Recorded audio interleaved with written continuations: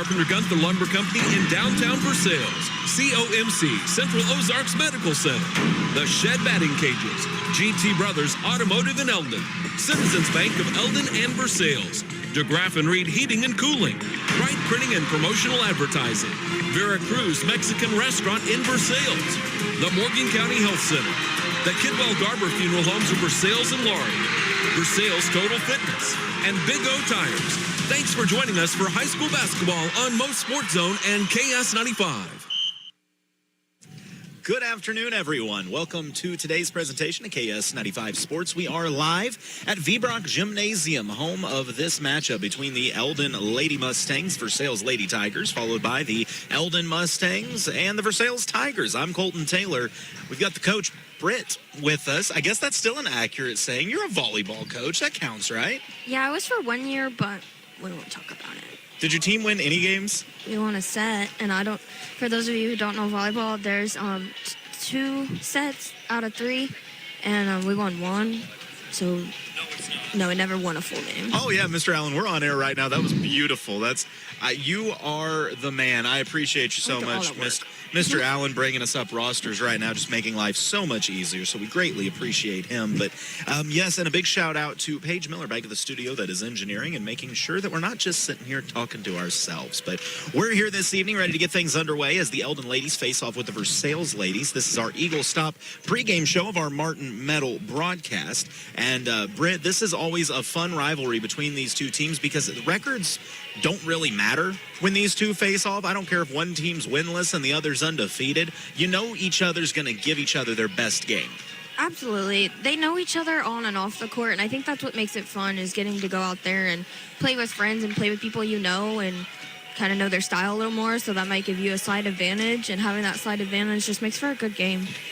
This game, by the way, streaming at MoSportsZone.com and, of course, on the KS95 Facebook page. Before the game, I went down, got to talk with Coach Andy Moon, and I feel bad. I tried to talk with Coach Ryan. He was over there talking with Coach Moon as soon as I got done. Those two old friends, of course, both played together here at Versailles. So instead, I got to talk with Coach Hayes for a little while, and it was a fun conversation as we got to talk about the state of the Eldon Lady Mustangs.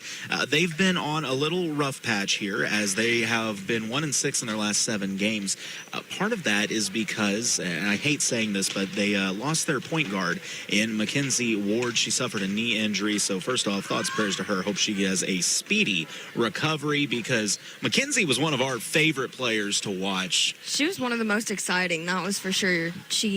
Despite her size, she was one of the biggest players out there on the court. I think that is a perfect analogy because I don't know what Mackenzie Ward is actually listed at. What do they have her here on this roster at? 5'4". 5'4", and I can't tell you how many times we watched her go at the 6-foot bigs and float shots over them like it was nothing. But it's the next man up mentality for these Eldon Lady Mustangs, and this is a loaded roster for Eldon. You look at players that have really stood out to us, like Jaden Henderson. I thought played so well as just a freshman over in that Stover tournament we saw her. Caden Davis is a walking bucket. Briley Dial uses that wingspan so well and defensively is a menace. Carly Wood comes off the bench and gives these girls great minutes inside. She can score the rock. She's a great rebounder. Phoebe Zacher, I could say the same. Phoebe Zacher was as good as any starter in that Stover tournament off the bench. And, of course, look no further than your senior leader, Corinne Davis. Corinne, first off, I think they're lying here about the height. They list Corinne at 5'8". I was over there when Corinne walked in. I think she'd grown a little bit. Might be a smidge taller than that now. But, I mean, Corinne Davis was a force down low anytime she touched the rock. I think every time she got the ball down there was a shot put up. She was either fouled or it was a bucket.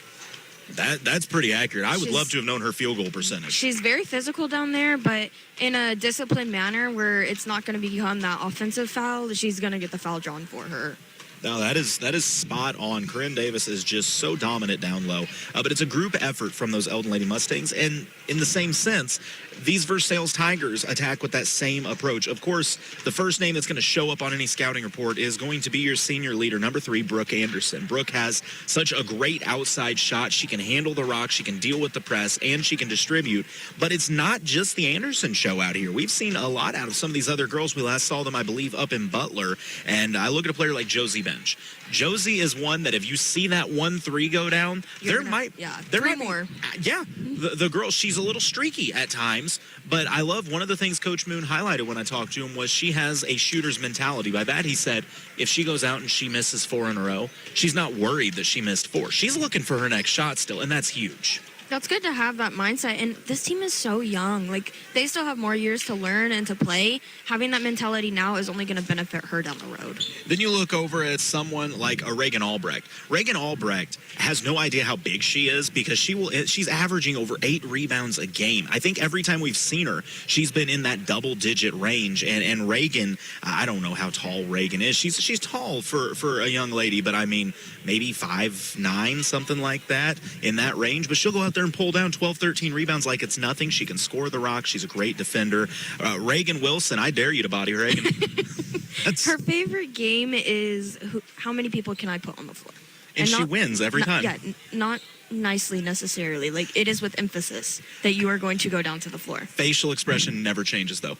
Oh, yeah. She would have a great poker face. I don't know how you know with her handle. I mean, she is so much fun to watch. And Amanda Vera, the junior, is another one that Amanda can attack the basket well. She's got great handles, really sets the stage for some of these other players. And I was looking down here. Number 2, Addie Francis, just a freshman. Another one that I want to see minutes from here this evening because you see the potential there in Addie. She's got a great-looking jump shot. I mean, she seems very confident when she plays at just a freshman. Now, the Tigers will be a little short-handed tonight as well as they will be without the Moore girls as they are both gone for this game. But we're going to go ahead and take a break for the national anthem, and we will come back with more of this Martin Metal broadcast. Your Eagle Stop starting lineups. It's Eldon and Versailles. You're listening to KS 95 Sports.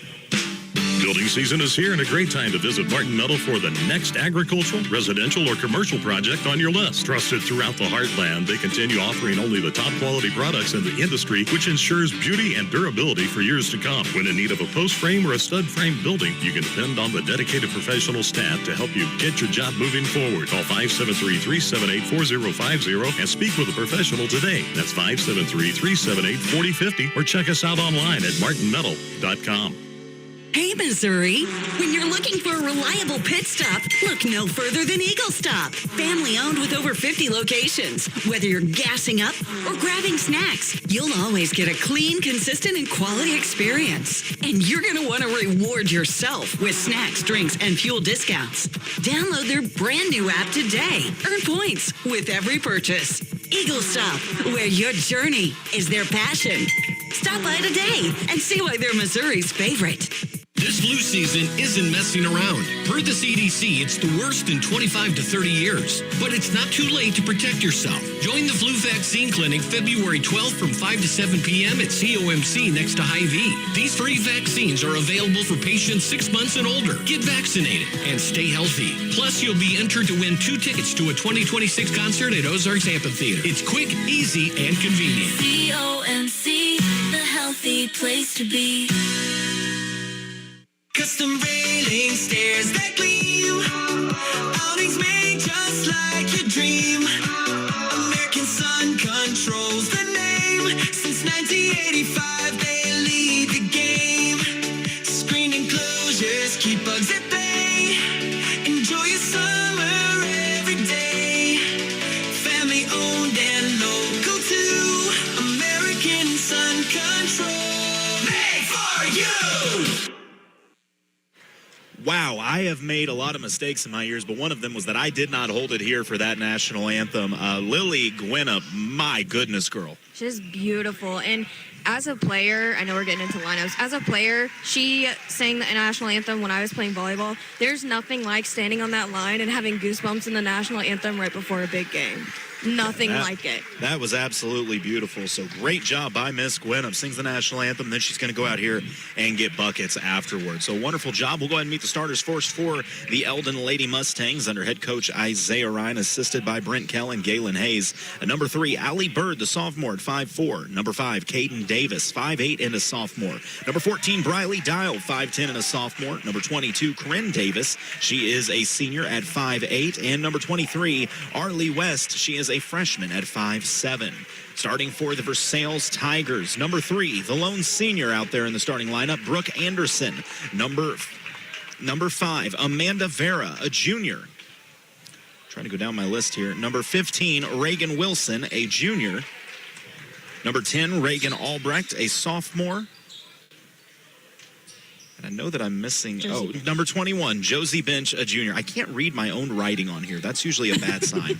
The Lady Tigers under head coach Andy Moon, assisted by Barry Marshall, and Kylan Ballou.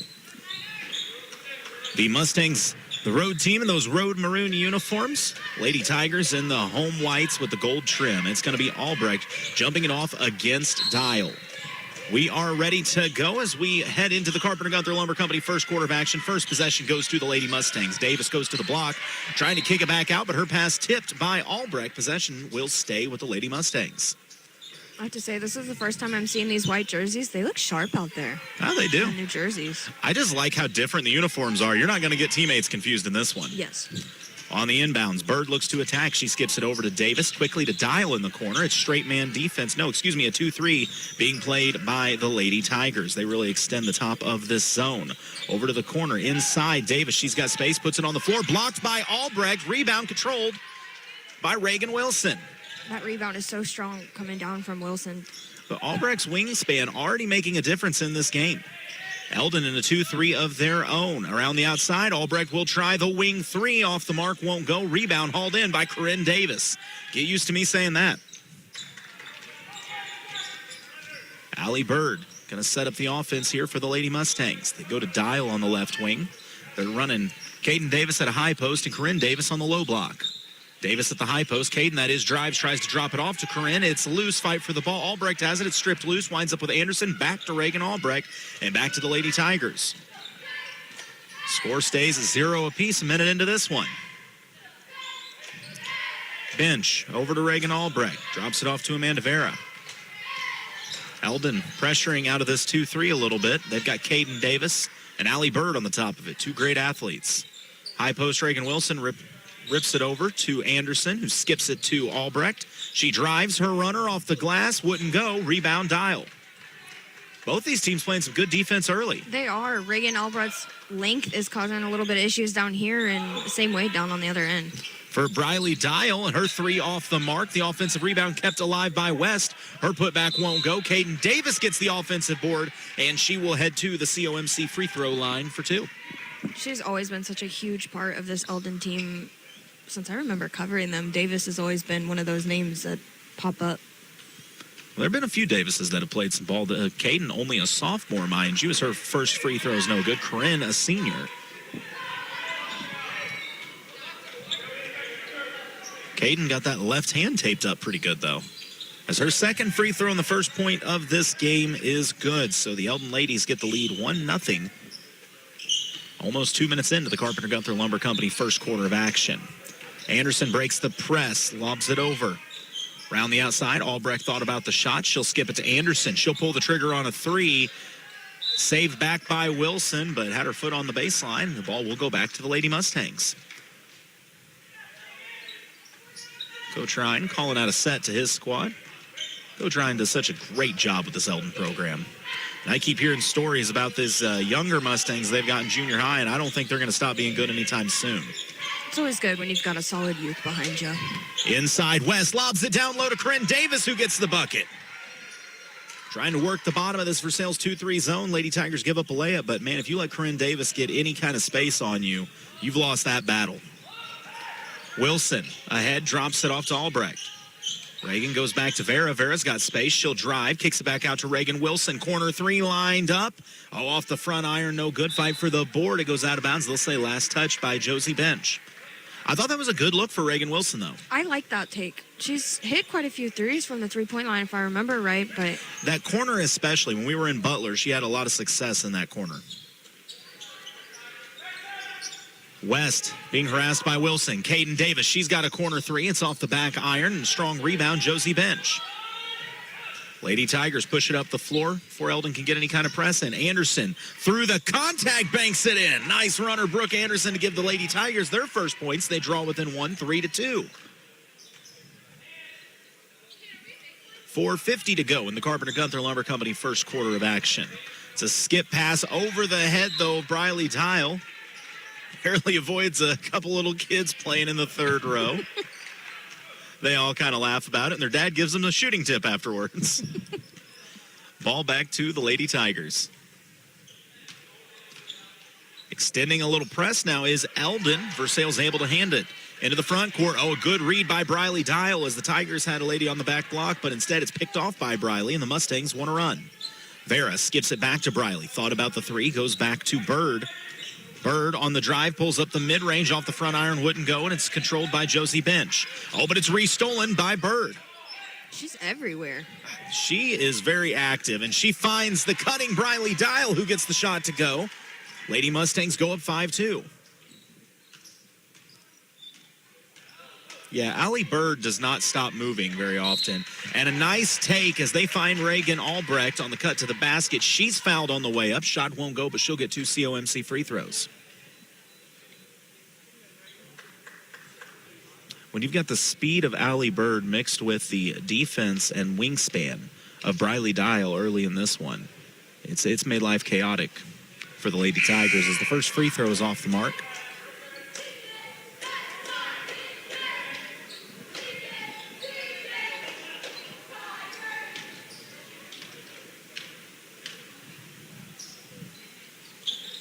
Second free throw rolls around the iron but won't drop. So 0 from 2 from the line. Lady Mustangs have the board and the ball.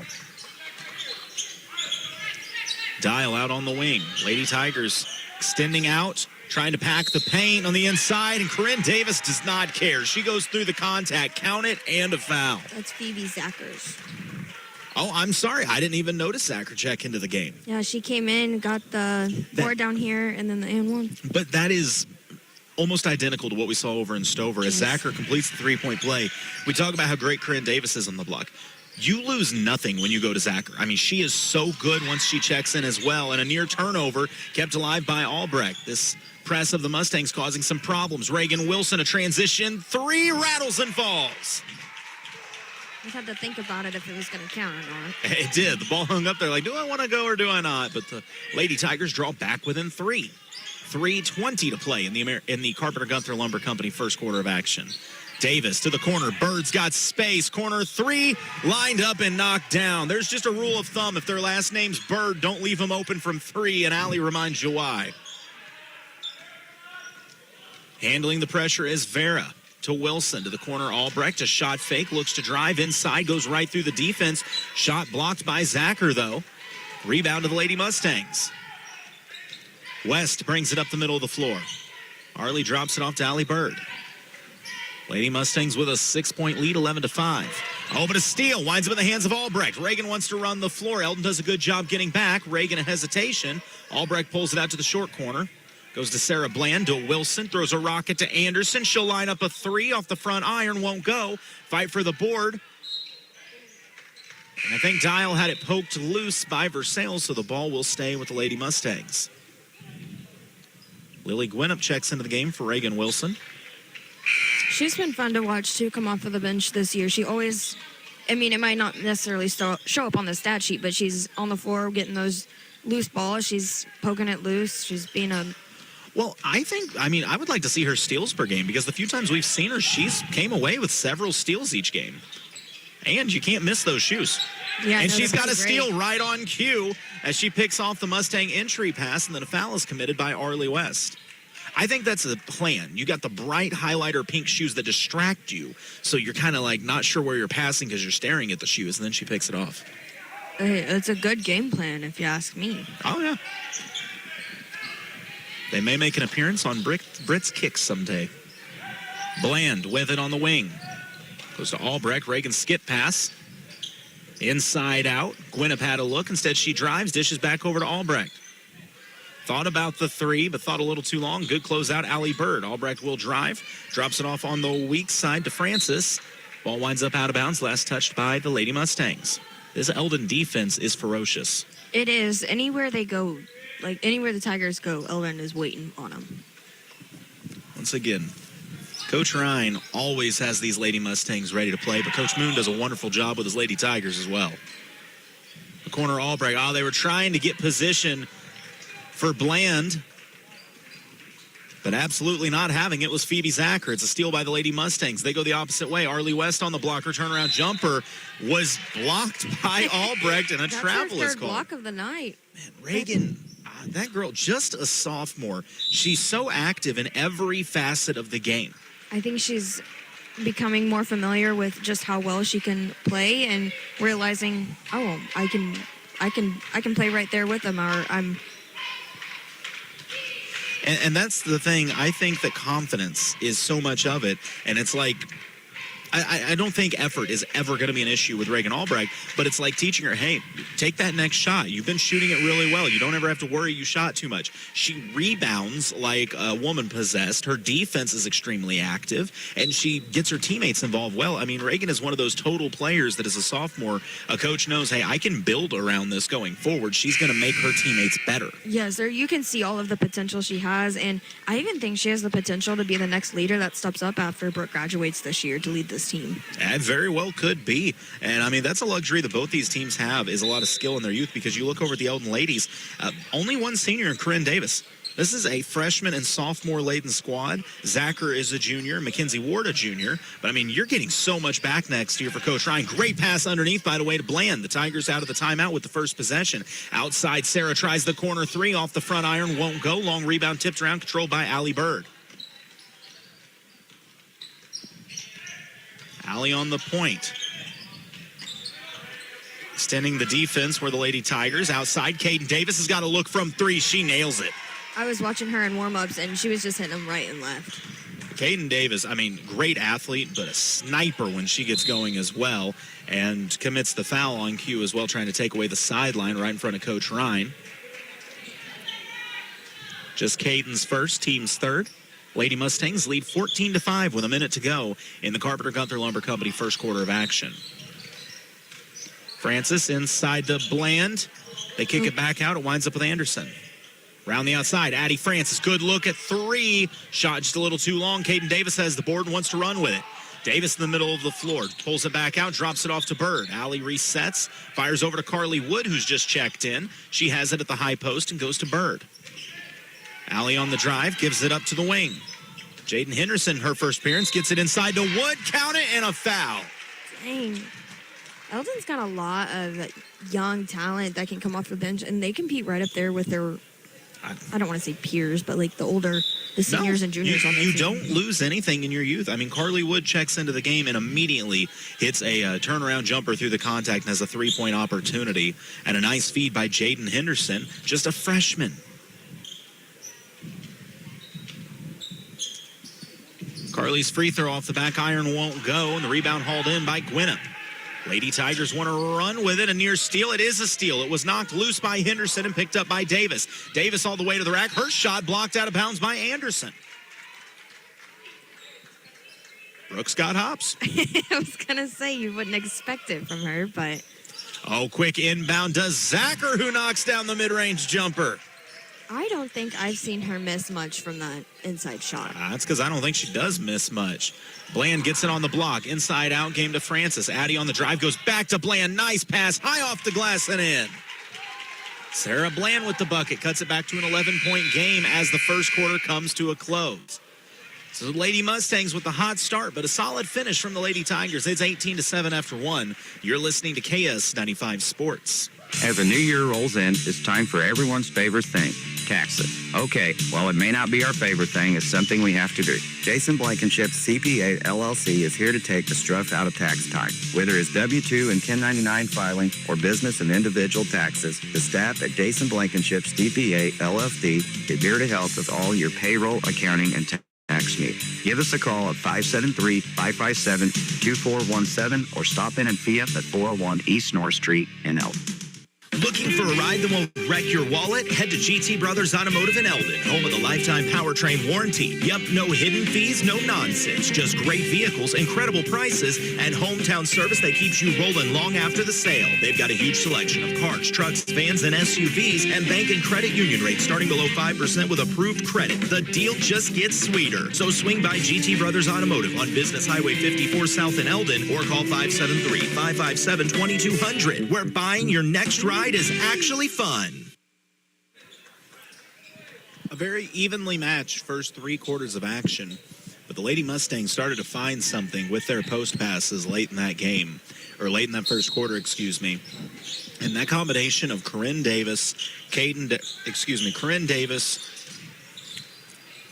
Phoebe Zacher, and Carly Wood really became a problem for the Lady Tigers. Yeah, they were having a hard time getting the ball inside and just making some shots fall. 3 won't go for Vera as the rebound winds up in the hands of the Lady Mustangs. Eldon with the rock, up 11. Around the outside, Henderson goes high post to Corinne Davis. Nice pass underneath to Briley Dial. Beautiful ball movement results in a nice lay-in. Her growth from just the start of the season, Dials, is just big, a lot. Oh, great ball movement on the other end, though. Results in a corner 3 for Wilson. It won't go in the long rebound. Hauled in by the Lady Mustangs. Allie Bird with the board brings it up the court. Bird to Henderson. Jaden has it poked loose, but recovers it out near the volleyball line and skips it to Caden Davis. Out to Allie Bird. Goes to Dial on the block. Gets the cutting Corinne Davis. She is fouled, but 2 free throws coming up. That's the other side of it. We talk about the footwork and the soft touch of Corinne Davis, but her movement off ball is phenomenal. That's how you score. At least that's what I was told when I played basketball. No, I didn't play. Brent, I don't know who gave you basketball tips, but apparently tip number 1 was blow out your knee. I could tell you who. The first COMC free throw for Corinne Davis is good. Second one coming up. And it's pure. Corinne Davis has touch. She does. A full timeout called by the Versailles bench. Just a minute into this second quarter as Coach Moon has seen a 15-point lead blow up for the Eldon ladies. We'll take a break with them. You're listening to KS95 Sports. Take your softball and baseball skills to the next level. The Shed is Eldon's own indoor hitting facility that features 2 full cages with screens, tees, and pitching lanes. You'll love their top-of-the-line pitching machine that throws a variety of speeds with precise locations to perfect your swing. The Shed also has a workout facility. You can add it to your cage rental or just purchase as a regular membership. Open Monday through Friday, 3:30 to 8, and Saturday and Sunday from noon to 8. Look for the big white building across from Gerb's in Eldon. Book times now on Facebook at The Shed LLC. See you at The Shed. Now hiring in Tipton, Martin Energy Group is hiring welders, general laborers, and electricians to help build energy solutions that power communities across the country. If you take pride in building something that matters, they want to hear from you. They offer competitive pay, solid benefits, and opportunities to grow your career. Apply today at martinenergygroup.com/careers. Again, that's martinenergygroup.com/careers. Or stop by their office to fill out an application. Martin Energy Group, Highway 50 in Tipton. Jobs for Missouri, energy for the world. Back here, a minute into the second quarter, 22-7 is the Eldon Lady Mustang lead. Lady Tigers trying to handle the press. Anderson with it on the right side, gets to the middle of the floor, out at the logo. Around the outside to the short corner, back out to Vera. Top of the key, Josie Bench skips it over to Anderson. Anderson trying to go to the block, but instead works it around. Bench has space, fires it to Reagan Wilson, who steps out to the corner. Now to Bench. On the drive is Anderson. Brooke gives it off to Vera. Being harassed by Caden Davis. Over to Josie Bench. Albrecht with it, looking for a cutter. Instead, it's going to be thrown into the backcourt. It's ran down by Allie Bird on the foot race to the basket. A good recovery by Vera to break it up, but it will stay Lady Mustang ball. That's one of those into the backcourt. I think Lady Tigers just saw it as, oh, that's an over in the back. And Allie Bird said, that's a layup, actually. Yeah, she didn't waste no time getting down there.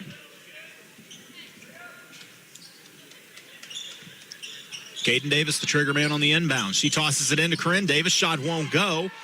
Kept alive by Dial. And an offensive board, Corinne Davis. Bank shot on the way from West. Another offensive board, Corinne Davis. The ball's now loose, out of bounds. Last touch by the Lady Mustangs. It's like a game of hot potato down there. It really was. I thought Brotelli was coming up here to put a headset on. She looked primed and ready. Now she's running away. I was going to say that they go the opposite direction. I know Raylene would. Oh, yeah. She was giving sourdough tips over the weekend. Tell me, apparently she's like a legendary bread maker. Oh, definitely. She's the reason I started baking. I followed her TikTok, and she'd be making different stuff. She has a TikTok? Yes. I'm going to have to follow that. I could learn something. She taught me how to make homemade chili seasoning. Eldon with the rock off the Lady Tiger turnover. Caden Davis out on the wing, goes to Arlie West, works it around to Allie Bird. It's a 3-2 zone, and it's picked off by Versailles. Back the other way on the fast break, Addie Francis. Jump stop, throws it up, just wouldn't climb the iron. A fight for the board, but last touched by the Lady Tigers. So a good look there from Addie Francis on the fast break. Just couldn't get it to fully climb the iron. So Eldon with a 15-point lead, 5:30 to go in this first half of play. Trying to add to it. It's Caden Davis on the top of the key. Skips it to the corner to Briley Dial. Back in a 2-3 are the Lady Tigers. They really extend the edges up. Dial has it out on the left wing. Over to Jaden Henderson. He's being guarded by Addie Francis. Quickly to Dial. Back to Henderson. Back to Dial. They're trying to get a post up down low for Arlie West. Overplaying is Albrecht. She tips it out of bounds, and it will stay with the Eldon ladies. Caden Davis calling out a set to her teammates. Lobs it into Corinne Davis, who waits for the contact, lays it in. She is so strong down there, even through the contact. She's got such soft touch, too. It's 24-7. The Eldon ladies with the lead. Albrecht races the floor. Left hand won't go, but they'll call a shooting foul, and Reagan will get 2 free throws.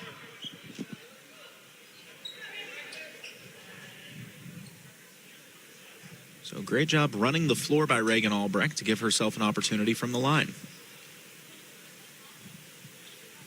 Reagan's first free throw. Did that drop? Actually, yes, it did. They gave the point to the wrong team, though. Sorry, I was distracted. It says number 20 has 5 fouls, Wait, so I'm I was confused. Yeah. Yeah, okay. They did a lot of things on the scoreboard there. First COMC free throw is good. Second one rattles out. So 24-8 is the Eldon Lady Mustang lead as we go under 5 minutes to play in this Martin Metal first half of action. A reminder, the boys on deck after this, they just played each other about 52 hours ago, give or take, and they're going to do it again. Carly Wood at the high post. Dishes it out to Henderson. Over to Davis on the left wing. Back to Jaden Henderson. They're running Carly Wood at the high post, and had to look who is actually in there down on the block. That's Phoebe Zacher now. The foul going to be called on the Lady Tigers. I think we got you. As I believe we've got Coach Vansel's headset back on and ready to go now. How are you? Oh, just fine. Yourself? Oh, I'm enjoying another cold. It's really awesome. Well, I've got a pretty good guess where you got it. Oh, you're not kidding. Me, SB, Kobe, we've all got it. I'm blaming your son. He had he gave it to all of us. I think Harmon had it. I think we're all just getting our shot. 3 so. on the way, won't go for the Eldon ladies. Rebound Versailles. Anderson brings it up the left side of the floor. Eldon does a great job getting back defensively. Anderson working against Davis, skips it over. On the attack, nothing there on the weak side. Short corner pass inside, worked around, mid-range jumper for Anderson, just off the mark. Phoebe Zacher has another board. She's becoming one of my favorites to watch for this Eldon's team. Henderson races ahead. Oh, she was looking back door, thought Arlie West was going to finish the cut, but Arlie thought it was going to Zacher. Zacher thought it was going to Arlie, and the ball thought it was going out of bounds. And so they did. Great insight. That's my favorite one. You say it thinks, and so it does. Lady Tigers trail 24-8 with the rock. On the block, Albrecht steps around, skips to Wilson. High post is Anderson. She splits the defense, drops it off to Albrecht. Reagan being harassed, needs help, goes out to Wilson. Brooke Anderson goes back to Reagan Wilson. Thought about the 3. Same facial expression since the starting lineup. Anderson splits the defense. Finger roll just off the backboard. Wouldn't go. Carly Wood's got another board. Henderson brings it up the floor. Dealing with the pressure from Anderson. Goes high post to Zacher. Out to Bird. Thought about another 3. Instead steps in. Good double team from the Tigers, but Zacher gets it on the block. Her runner too strong. Reagan Albrecht another rebound, but it's taken away by Arlie West. Arlie gives it up to Bird. Oh, loose ball. Running for it was Gwinnett. Gwinnett drops Bird. Henderson. Nothing malicious, just a 50-50 ball. And Gwinnett said, did you hear how I sung that national anthem? I deserve that loose ball. She can sing, can't she? You should have heard her hit the national anthem. Yeah, that girl's got pipes. She's good. 3 minutes to go in this first half. Near steal by Gwinnett. Henderson keeps it alive. Pulls the trigger on the 3 off the back iron. Wouldn't go. Soaring for the rebound was Wilson, but she winds up on the floor, and a foul going to be called, I believe, on Arlie West. I don't know. Coach Ryan wants the full timeout, though. Yes, it was on Arlie West, just her first, team's second. With 2:53 remaining, it's a 16-point game when we come back. You're listening to KS95 Sports. With a Citizens Bank debit card, you'll never have to wonder if your check will be accepted. Hi, this is Ryan Pryor from Citizens Bank of Eldon and Versailles. You can use your card anywhere MasterCard debit card is accepted. To make purchases at your favorite merchant, get cash in an ATM, or to make a purchase online. Your purchases will be deducted from your checking account and will appear on your monthly statement. Ask for an application. Member FDIC. A hometown bank, a hometown friend. Since 1944, Carpenter Gunther Lumber Company, Morgan County's only locally owned lumber yard, has been providing the area with quality building materials needed for its building, remodeling, and repair projects. Because customer care is Carpenter Gunther's #1 goal, your project is always their priority. They take as much pride in your project as you do. Carpenter Gunther, where they put the home in hometown business. Stop by and check out all the progress at their new storefront at 227 North Monroe Street in Versailles. With a little over 2.5 minutes remaining here in the second quarter of action, the Eldon ladies in control 24-8 over Versailles. Versailles going to try to cut into that lead. It stands at 16. Anderson skips it over to Francis, to Albrecht, trying to break this pass. They were looking backdoor for Gwinnett, but instead they find Jaden Henderson. Jaden, just a freshman, has played very well for these Lady Mustangs. Henderson out on the wing, goes high post to Corinne Davis, outside to Bird. Bird's got 1-3, wants another, but instead she'll back it up as Anderson comes out to contest. Works it over to Henderson, who fires right back to Bird. I'm telling you got a Bird on the wing. Let her shoot that three. They're known for it. Bird, she'll fire the three this time. Off the front iron, won't go. Offensive rebound kept alive, but swatted away by Wilson. Winds up in the hands of the Lady Mustangs. The three is fired by Henderson, won't go. Bird comes away with it. What a pass. Somehow got it inside to Davis, and she's fouled. Will go to 2. I mean, there was not much of a window there. Bird threw a fastball. It was just like all hands, and it just went through the hands. It's like the mirror maze, at the fair, and it just, bounces its way through. That was a beautiful feat and great hands by Corinne Davis as she hits the first free throw. Sarah Bland checks into the game for Reagan Wilson. Riley Dial checks in for Zacher. Corinne Davis, the second free throw. Off the iron and falls. It's 26-8. Lady Mustangs with an 18-point lead. Ahead to Gwinnett. Oh, she was trying to lob down low to Albrecht. It was tipped by Davis, but winds up back in the hands of Gwinnett. Gives it to Anderson. Francis has space. Lobs high post to Albrecht, who whips it over to Anderson. Her runner off the back iron won't go. Dial using that wingspan to tip out the rebound, but it winds up in the hands of Addie Francis. Anderson inside, one-handed floater rattles and just comes off the iron. Brooke gets another look at it, and this floater goes. Good job being aggressive by Brooke Anderson, just staying with it. Lady Mustangs back the other way. 26-10 is the Eldon lead. 1:15 to play in the first half. Corinne Davis has it knocked loose, but she tips it out to Bird. Over to Dial. They lob Davis inside, out to West. Quickly over to Bird. She'll try the wing three off the mark. Corinne Davis, an offensive rebound, and the putback's good. I feel like I've said that a half dozen times in the last month. You need like a repeat button. And a steal on the other end. It's in the hands of Bird as she falls down, but keeps the dribble alive so she can get up. Nice. Little globetrotter move there. Bird to Dial. 28-10, 18-point Lady Mustang lead with 38 seconds remaining in the half. Nearly stripped. It is stripped and stolen by Gwinnett. Active hands. Albrecht drives, takes a little contact, flips it off the glass, won't go, and it's a tie-up between Francis and Dial. Possession arrow favors the Lady Mustangs. Looks like Josie Bench going to check back into the game. She comes in for Lily Gwinnett.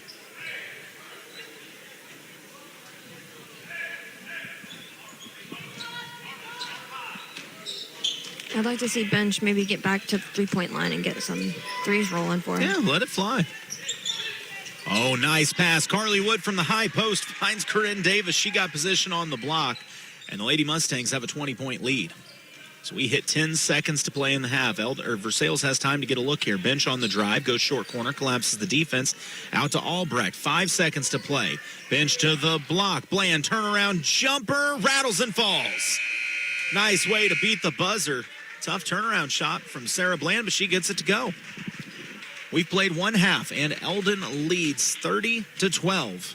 Your Ivy halftime show is coming up next. You're listening to KS 95 Sports. When you're looking for a new furnace or air conditioner, price is important, but warranty, reliability, and efficiency are big factors too. At DeGraff & Reed Heating and Cooling, you'll receive very competitive pricing on the industry-leading Air Ease products. Every Air Ease product is built on 80 years of experience, testing, and research. Servicing the Lake and Jefferson City areas for nearly 15 years, DeGraff & Reed Heating and Cooling for reliable products offered by reliable people. Call DeGraff & Reed Heating and Cooling. Got a savings account for car problems you didn't see coming? Who does? Thankfully, Big O Tires has you covered with Big O Financing. So if you need tires, brakes, or any other type of maintenance, your locally owned Big O Tires can help. And if that's not easy enough, you can schedule your appointment right now at BigOTires.com. Easy financing, easy appointments. Big O Tires, always working hard to cover you and your vehicle's blind spot. Big O Tires, the team you trust. Schedule an appointment now at BigOTires.com. A full-service graphics company, Wright Printing and Promotional Advertising does it all, from screen printing, offset printing, and promotional advertising to custom-built trophies and awards. It's where they do it the right way. Check out their Facebook page for their monthly special, and don't forget they offer online stores for all your group and activities needs. Wright Printing and Promotional Advertising, across from the Family Center on Highway 52 East in Versailles. Call 573-378-5775. Veracruz Mexican Restaurant invites you to join them for a casual lunch or a nice family dinner out with delicious, authentic Mexican cuisine. Veracruz has a great selection of burritos, tacos, seafood, enchiladas, salads, and more, all prepared with the finest and freshest ingredients. Grab dinner tonight from one of their 3 locations: Veracruz on South Highway 5 in Versailles, Veracruz Jr. on Highway 52 in Stover, or on Highway 65 in Lincoln. Veracruz Mexican Restaurant, a proud sponsor of local athletes. We're back with your Hy-Vee halftime show. At the half, the Eldon ladies lead Versailles 30-12. A impressive first half from the Eldon defense. The Versailles Tigers, I thought, got a lot of looks. Just struggled to hit some shots down the stretch. Yeah, I know Brooke Anderson, she's usually a big scorer for them. She had quite a few jumpers that weren't falling, but there at the end she got one to fall, so I'm hoping in the third quarter that may have sparked a little run for her coming up. Watching the boys get warmed up out here for both squads, and I'm expecting a nice competition here between these two teams. 1-1 on the season, as Eldon took the first matchup. Versailles took the second matchup a long time ago, all of about 51 hours ago. And now I've got my boys' shoes of the game because Lane Stokes' shoes are. Wow. They're 11 out of 10. Stokes has got some sick kicks on for sure. That kid, he's ready to go. But it's I'm expecting round 3 to be a fun matchup. I got to talk with both coaches. That just, watching Cody Tamenworms just makes me sick. It really does. Braden came out here, didn't even shoot around, and just went up and just two-hand. Yeah. I said, that's not even fair. Like, what about people like me? But I got a chance to talk with both these coaches before the game, and was talking with Coach Espinoza as well as Coach Caudell. And for Coach Caudell, I mean, he actually was fairly happy with how Eldon played for the majority of the game. He did think it was just some like oddities almost, that he's like, first off, through the Eldon tournament, he's like, we got everybody's best game. Because we were talking about the Deerhoff kid for Eugene just absolutely going off. That's just unfair. And it was the first time, but it was the first time he'd really done that. And then he's like, and then we play Camdenton, and the Poke boy maybe got 10 looks and hit 9 of them.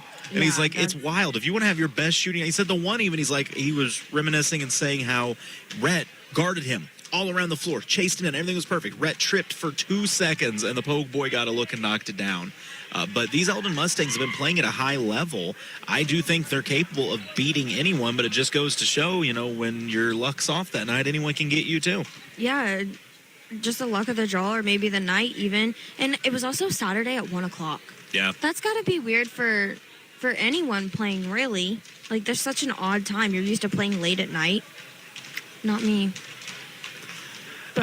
With that said, though, on the Versailles side, I thought offensively that may be the best the Versailles boys have looked this year. When they played on Saturday, they seemed to be firing on all cylinders. A big part of it, of course, was the freshman, Ryan Walters.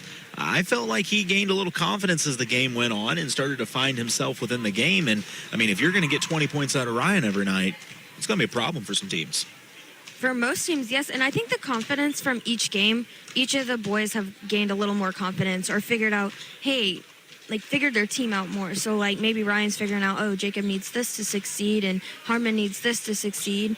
I mean, knowing your team and that team chemistry, that gives you your success so much, and sometimes that's more important than having the better skill than the other team. No, it really is. When you learn how to coexist with your teammates, how people are going to move on and off ball, things like that, it really makes you tough to guard. And you're seeing that from some of these kids. A lot of it is filling a role and knowing, hey, my role might not be to shoot the ball 10 times tonight. My role might be to set good screens, rebound. If I get an open look, take it.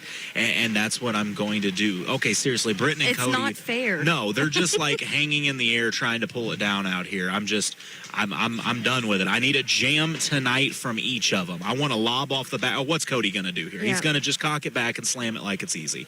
Like it's not fair. No, Lane Stokes is trying to jam for Pete's sake. Lane's 5'10". Like, okay, but the shoes make him 6 foot. I guess that's it. That must be. Speaking of, I got to find a picture. Last night, Caitlin Clark did sideline reporting for the NBA and was down there in the pregame show, and you see her standing next to these NBA Hall of Famers, and she looks so short. And I saw her. Oh my gosh, Cody just bounced it to himself on the run up, grabbed it with 2 hands, and slammed it. Like, Britt, you should just have a camera on them right now, just watching this warm up dunk. Now no one's going to dunk again. Now that we've said this, nope. Britton just went ahead and yep. This is Talon's their biggest fan down there. I want to see Talon jam one. Like, why not? Put one of them like a trampoline and just. Oh, Rhett, this is great. He's always so much fun. Rhett, he just has that personality. How can you not like that kid? Oh, but like I was saying, Stokes can get up. Yeah. I like how this went from us breaking down a game or something to us just being oohing and awing over a dunk contest. The lob from Britton goes up and tries to slam it with the right hand off the front iron. Oh, man, this is fun. I'm waiting here because I think Cody's – he's just pulling deep threes now. Never mind. The backboard's still shaking from Britton's last attempt. So what's Cody going to run up and do here? Lob it off the glass. Yeah. All right. Just put the camera on them. They can't handle the pressure. Maybe that's it. Maybe I just need to miss the play in the middle of the game and we'd get the dunk. That could be. It's very possible. But I tell you what, we're going to take a quick break. We'll come back more of the Hy-Vee Halftime Show. You're listening to KS 95 Sports. The goal of the Morgan County Health Center in Versailles is to make sure you feel your best and stay that way. A few of the public health and community services available at the Morgan County Health Center include CPR and first aid training, food safety classes, educational materials and classes promoting healthy lifestyles and activities, children and adult immunizations, and nutrition for expectant mothers and young children through the WIC program. For more information, follow the Morgan County Health Center on Facebook or call 378-5438. The Morgan County Health Center at 104 West Lafayette in Versailles, connecting the community to healthy choices. Since 1844, Kidwell Garber Funeral Home has been a part of Versailles. They've seen the community grow. They've seen the community change. But one thing remains the same. Nothing's more important than our schools. Kidwell Garber would like to take this time to salute everyone involved in keeping Versailles schools a source of pride for the community, and to the students who always strive to do their best, whether in sports or academically. You are the future.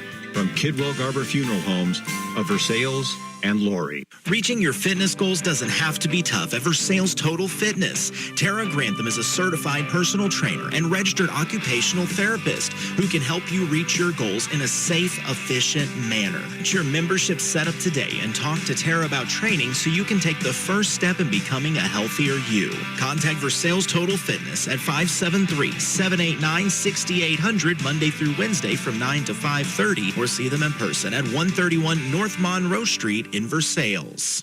As the new year rolls in, it's time for everyone's favorite thing, Tax it. Okay, well, it may not be our favorite thing. It's something we have to do. Jason Blankenship, CPA LLC, is here to take the stuff out of tax time. Whether it's W-2 and 1099 filing or business and individual taxes, the staff at Jason Blankenship CPA LLC is here to help with all your payroll, accounting, and tax needs. Give us a call at 573-557-2417 or stop in and see us at 401 East North Street in Eldon. Back at the Hy-Vee halftime show as it's wrapping up here. 30-12 is the Eldon Lady Mustang lead. So we'll see if the Lady Tigers can claw back into this one or the Lady Mustangs can grow their lead a little bit. The Lady Mustangs 1-6 over their last 7. I know they've been struggling without their point guard, Mackenzie Ward, but Allie Bird has done a wonderful job filling that spot here this evening. She has. It's hard to lose someone that's such an important role in your team. You know? Well, I mean, having a good point guard changes everything for everyone else because a lot of players, like, I hate to sound like that guy that, like, tries to work himself into it. I couldn't dribble. I was not a ball handler. I was an off-ball player. If you made me be a ball handler, we were doomed. So, you know, there are players that have specific roles, and I think Mackenzie Ward's as a point guard, it really sets everybody else up. But a great take to start the second half for Brooke Anderson. She goes strong to the rack, and she'll get 2 COMC free throws because of it. Brooke has a switch, it seems like. When she needs to be more aggressive, she can find that extra gear. Yes. She hits the first.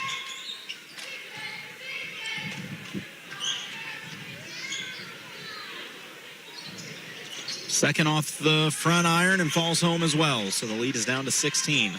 Near steal from Anderson, but kept alive by Bird. And Bird's fast. Fires to the corner. It's broken up by Albrecht out of bounds, but will stay with the Lady Mustangs. Anderson very aggressive. I just wish that Reagan Wilson was a little more aggressive. Wouldn't that be nice if she would crank up the intensity just a notch? Yeah, just a little physicality, you know. Outside, Davis looks to drive, steps into the short corner. Jumper off the iron won't go. Tipped, saved back blindly by Arlie West. She keeps it alive. It's in Bird's hands. Goes back to West, who feeds Davis on the block. The defense completely collapses and forces a jump ball as Josie Bench was able to get her hands on that one, but ball stays with the Lady Mustangs.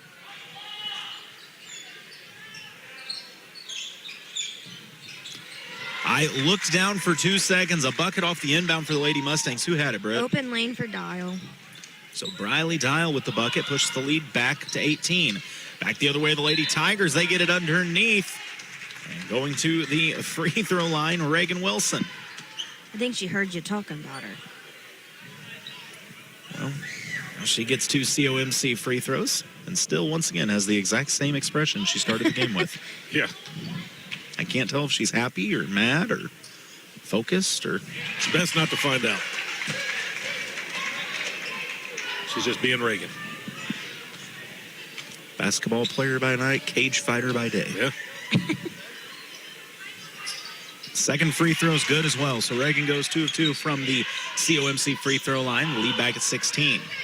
Handling the press are the Eldon Ladies. Caden Davis races up the right side, draws it back out, being harassed by Bench. Inside to Dial, but knocked off. Ball stolen by Anderson. Anderson has it stripped briefly. Ahead to Vera, who runs the floor. Her shot won't go. Rebound. Diving on it is Reagan Wilson, tying it up with Bird. Jump ball is called. Great hustle from both these teams. Yeah, that was a great job by Brooke Anderson to get control of that thing and get down the floor with it. Lady Tigers maintain possession. Anderson on the point. Straight man defense now from the Eldon Ladies. That's a foul. Caden Davis a little over the back of Albrecht. That'll be the second, on Davis. Third team foul already, just 1 minute and 9 seconds into this third quarter. The inbounds to Reagan Wilson, and she's going right back to the COMC free throw line as she draws the foul from Arlie West here in the American Sun Control third quarter of action. See Coach Kell down there talking to Arlie. I don't know exactly what he said, but I think it was, hey, don't foul her. I just use less words.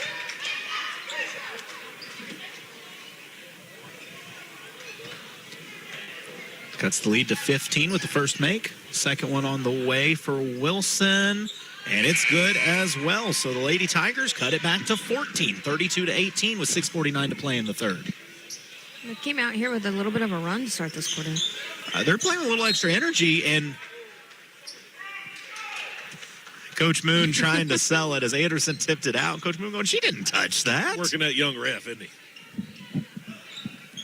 That young ref says, sir, I don't need any lumber right now. Leave me alone. He looks about the age of a high school kid.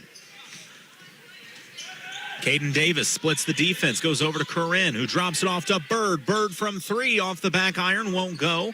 Rebound in the hands of Carly Wood. Her put back won't go.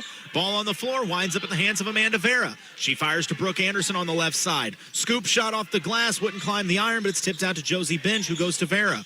Vera blows a tire trying to make the pass, and it winds up with Briley Dial. Lady Mustangs with the rock. Ahead, Davis thought about the 3, instead drives baseline, flips it to Carly Wood. Couple shot fakes, pulls up the mid-range. It won't go. Reagan Albrecht has the board. She's fouled 3 times. They choose to call the 4th. Standing inside of 3 girls in maroon uniforms, and she gets the rebound. She has an uncanny ability of just getting boards. That's also, by the way, team foul 5 on the Eldon ladies just a minute and 50 seconds into this third quarter. So the Versailles Lady Tigers may be shooting a lot of free throws. Well, they've been making a lot in this quarter. Reagan Albrecht, by the way, I don't know what she is, 5'9" on a good day. Yeah. And she averages just over 8 rebounds a game. Really? I knew it was up there. First free throw is good for Reagan. Yeah, Reagan has had multiple. She's probably had more games with double-digit rebounds than without double-digit rebounds. She kind of sees how that ball comes off the rim. She's always in the right place at the right time. Her second free throw off the front iron won't go, but the lead cut to just 13. Nearly lost it. Stolen by Anderson. Drives the baseline. Her layup wouldn't go. Davis has the board. Lady Tigers back within 13. Eldon looking a step slow to start this third quarter. Coach Ryan with the hands on the hips and that little head shake like this does not look right. Tells the official, give me a timeout. I don't know what's going on out here. A full timeout called by Coach Ryan. The Eldon ladies want to talk it over as Versailles making a run to make this a 13-point game. When we come back here in the American Sun Control third quarter, you're listening to KS95 Sports. Hey, Missouri. When you're looking for a reliable pit stop, look no further than Eagle Stop. Family owned with over 50 locations. Whether you're gassing up or grabbing snacks, you'll always get a clean, consistent, and quality experience. And you're going to want to reward yourself with snacks, drinks, and fuel discounts. Download their brand new app today. Earn points with every purchase. Eagle Stop, where your journey is their passion. Stop by today and see why they're Missouri's favorite. This flu season isn't messing around. Per the CDC, it's the worst in 25 to 30 years. But it's not too late to protect yourself. Join the flu vaccine clinic February 12th from 5 to 7 p.m. at COMC next to Hy-Vee. These free vaccines are available for patients 6 months and older. Get vaccinated and stay healthy. Plus, you'll be entered to win 2 tickets to a 2026 concert at Ozarks Amphitheater. It's quick, easy, and convenient. COMC, the healthy place to be. Eldon with the rock. High post is Wood out to Davis. She drives baseline, floats it into Corinne Davis. Caden to Corinne for the bucket. Guys, I have a wild theory. Corinne Davis might be good at basketball. Yeah. She puts up some numbers, don't she? Albrecht on the take. Won't go. Rebound controlled by Bird. Ahead to Dial. The corner, Caden Davis fires to Wood at the high post. Out to Bird on the weak side. Her 3 is good. Said it before. I'll say it again. Never leave a bird open from 3. Just be happy she's not still wearing her warm-up jacket and asking who's coming in second. On the drive, Anderson show and go. Take. Too strong off the glass. Dial has the board. Bird brings it up the floor, fires to the corner to Caden Davis, inside to Wood. Wood on the cut, pulls up the floater, and it's good. Soft touch, Carly Wood in the lead, just like that, is back at 20, 39-19, with 4:40 to go in the American Sun Control third. Quick ball movement from the Lady Tigers, trying to fire inside. Stella Zalecki into the game for the first time, and she was looking for the big, but instead it's tipped out of bounds. Looks like Gwinnett going to check back into the game as well. So it is Vera, Bland, Albrecht, Gwinnett, and Anderson on the floor for the Lady Tigers. Dial, Corinne Davis, Wood, inbounds, nice blocked by Carly Wood. My goodness, Carly got a whole hand on that one. These bigs for Eldon are just an unfair advantage. Carly at the high post. Out to Caden Davis. Contested three off the back iron. Won't go. Corinne Davis the board, and she's going to get 2 free throws. I mean, these bigs are so skilled for Eldon. They're unbelievable inside. They got bigs coming off the bench better than other teams' bigs. Well, that's what I'm saying. Who do you want to deal with if you're another team? Are you dealing with Corinne Davis? Are you dealing with Phoebe Zacher? Are you dealing with, Carly Wood? You got Wood. Yeah, I mean, it's pick your poison. Corinne Davis hits the first and then knocks down her second. She's got 16. I think about every time I've ever watched her play, she had 20 and 10. Yeah, that's Corinne Davis for you.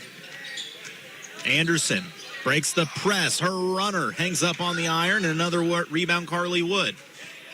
Carly needs to find a guard. It's tipped. Winds back up in Carly's hand. She still needs to find a guard, and she does in Bird. Over to Dial. She's left open from 3. It's long off the far iron. Chased down by Caden Davis. To Bird. Around to Dial. Inside. It's picked off by Gwinnett. Gwinnett with at least her 3rd steal of the game. Gwinnett lobs Anderson. She catches on the block and lays it in. Full court pressure by the Lady Tigers. Bird gets it in. Patient with it. She handles the pressure. Fires ahead to Corinne Davis, but it's tipped and stolen by who else but Gwinnett. Gwinnett ahead to Anderson on the run out. Her scoop shot too strong. Gwinnett's got the board, hits the floor with it, and winds up in the hands of Allie Bird. Frantic pace for both these squads as it's tipped out of bounds, and they'll say last touched by Albrecht. Caden Davis hit the floor pretty good there, kind of holding that left hand that's all taped up. Hopefully she's okay. Gwinnett was trying to be nice, wasn't she?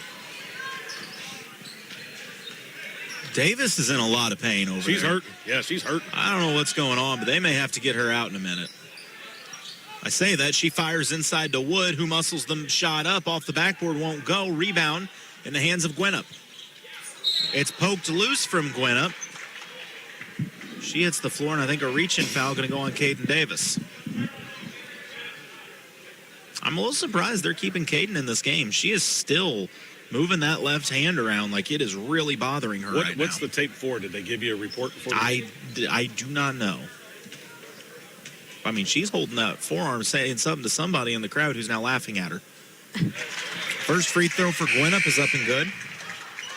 I wouldn't go laughing at her too much. She'll probably go up there and hurt her other hand working you over. Subs come in for Eldon, but Caden going to stay in the game. Yeah, she's really. She's turned, really hurting, man. Coach Ryan asked her, "Caden, do you want to sub?" And I heard her just yell out, "I'm all right." She's tough. Caden says, "I only need one hand to get buckets, and it's the right one, so I'm fine." Handling the pressure, the Eldon ladies fire ahead, but another steal for Gwinnett. Gwinnett's at 4 or 5 steals in this game, easy. Yep. Oh, but then a tie-up from Davis, using the bad hand, and a jump ball still called.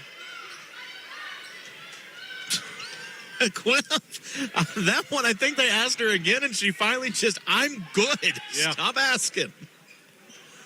Oh, I love that. That is a player that wants to compete. Yeah, you don't take a kid out like that.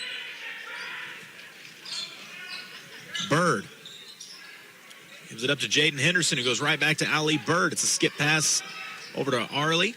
Corner, Davis, one hand, 3, just about went. Back out to Jaden Henderson. Allie Bird, corner 3, halfway down. Rebound hauled down by who else but Reagan Albrecht. 2:20 remaining in the American Sun Control third quarter. 41-22 is the Eldon Lady Mustang lead. Reagan at the top of the key. Fires over to the right side. Back around. Lady Tigers moving the ball well. Gwinnett will try the corner 3, halfway down, and the rebound pulled in by Zacher.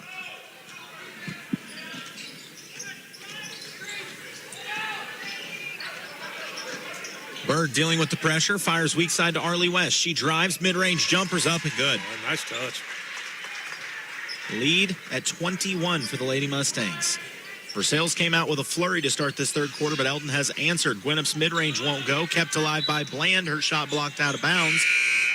I don't know if it was the good hand or the bad hand of Davis, but she got it either way. But she's holding that forearm area. Yeah, she's holding her whole arm. She's I got to give her credit. She's hurting, but yeah, it's not going away by any means. Sometimes you may have to do, even though they don't want to come out, you may have to have them checked out a little bit here. Yeah, it's one of those that, when you see her still holding it this long later, you're like, all right, why don't you come on out and go see what the trainer thinks. And on the inbounds, shooting foul is going to be called. 2 free throws coming up. Reagan Wilson. Reagan's got 7 in this game, a chance to add to that total. Her first one is short.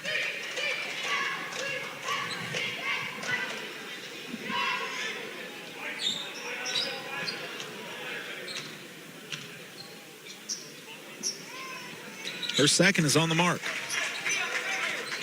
43-23, 1:40 to go in the quarter. You're listening to this broadcast on KTKS Versailles Eldon at the Lake of the Ozarks. 95.1 FM, online lakeradio.com, and streaming at MoSportsZone.com. A travel called on the Lady Mustangs. Ball back to the Tigers. Coach Ryan back in his old stomping grounds. I just posted a picture for Local History Week today of Coach Ryan signing his letter of intent to Missouri State, November 14th, 2007. Coach Ryan probably walks in, looks at these rims, and goes, I remember hanging on those. Hanging on these. A 3 from the top of the key, knocked down Addie Francis. She's got a pretty jump shot. Racing ahead are the Lady Mustangs. Bird handles the pressure just fine. Skip pass picked off by Anderson. Anderson fires ahead to Francis. Francis, there you go, girl. Flips it up with one hand, and it falls. Got to shoot it when you're that close. Francis with 5 points in the last 20 seconds. Bird races up the floor before Versailles can get a press set. She gets trapped in the corner, though, and a timeout called by the Eldon bench. Not happy with how the pressure was handled the last couple minutes as the lead is back down to 15. Just a 30. We'll hold it here late in the corner. Yeah, it was great. When I was down there before the game, I was talking to Coach Moon about the time that Coach Ryan came through, and they started giving each other a hard time. Two guys that I would have played together, I believe, at one point in time, or been pretty close in age. And Coach Moon, no small fella in his own right, but Isaiah's kind of a different level of that. He was a different level of height. I mean, that's 6'10" will get you a long ways in life. You just don't see that walking around very often in a high school. No, you don't. And with some thickness to go with it. I mean, he doesn't really look any different than he did in high school. I mean, he was never one of those skinny 6'10s either. I mean, he had some size to him. Yeah. The thing with Isaiah, I believe, that separates him the most, he's very smart. Oh, yeah. Oh, beautiful feet underneath. As it winds up in the hands of Corinne Davis, she's got another lay-in. That one's set up by Phoebe Zacher. 45-28 is the Eldon lead. Inside, Francis, her shot blocked by Davis. Corinne having another great game.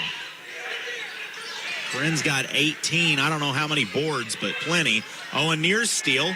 Inadvertently goes off Bland's foot. Winds up with Anderson. She shows, goes, and gets fouled. A little pass fake on the way to the rack and draws the contact from Jaden Henderson. So 2 free throws coming up.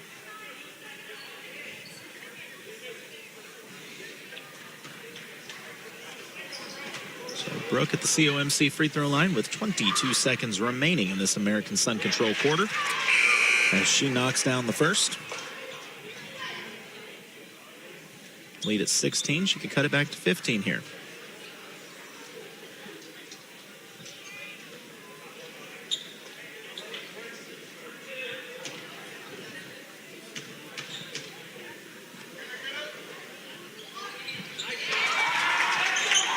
And she does. Second free throw good, 45-30. Eldon handling the press. 18 seconds to play in the quarter. Caden Davis. Oh, the pass stolen.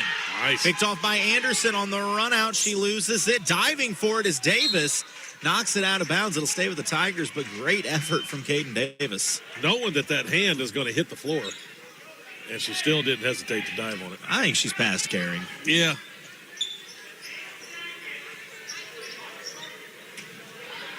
Just 8.5 for Versailles on the inbounds. Bland gets it into Wilson at the high post. Skips it over to Anderson. 5 seconds. Whoa. Anderson pulls the 3 and gets it. Brooke Anderson from way downtown cuts it to a 12-point game. So, big flurry from the Lady Tigers in this third. We've got a ball game going into the fourth. Eldon leads Versailles 45-33. You're listening to KS 95 Sports. With a Citizens Bank debit card, you'll never have to wonder if your check will be accepted. Hi, this is Ryan Pryor from Citizens Bank of Eldon and Versailles. You can use your card anywhere MasterCard debit card is accepted. To make purchases at your favorite merchant, get cash in an ATM, or to make a purchase online. Your purchases will be deducted from your checking account and will appear on your monthly statement. Ask for an application. Member FDIC. Hometown bank, a hometown friend. Since 1944, Carpenter Gunther Lumber Company, Morgan County's only locally owned lumber yard, has been providing the area with quality building materials needed for its building, remodeling, and repair projects. Because customer care is Carpenter Gunther's #1 goal, your project is always their priority. They take as much pride in your project as you do. Carpenter Gunther, where they put the home in hometown business. Stop by and check out all the progress at their new storefront at 227 North Monroe Street in Versailles. We're back with the Jason Blankenship CPA fourth quarter as Britt's making up auto parts over here. I promise I'm not. Yeah, you are. Blinker fluid's low. What else you got wrong? The problem is her car is actually a transformer. It turned into something the other day, got into a fight, it didn't win, and now they got to fix it back up. Got to put a new screen door on it. Do you think WD-40 would fix it? I think it fixes everything, and if it doesn't, duct tape. Just put more of it. Francis inside. Floater is good. We've got a 10-point game here in the Jason Blankenship CPA fourth quarter. Tigers putting a little pressure on now. Davis over to Bird, and it's picked off by Anderson. Brooke at the middle of the floor. And kind of a heads-up play by Brooke as Dial and Davis converged, and she felt the contact, just got the shot up, really had no chance of making it, but she'll get 2 COMC free throws instead. That's a good job of trying to draw that contact to get to the line for 2. She's been making her free throws pretty good here. That foul will go on Caden Davis as the first free throw was jinxed by Coach Vansel. I know. I don't understand.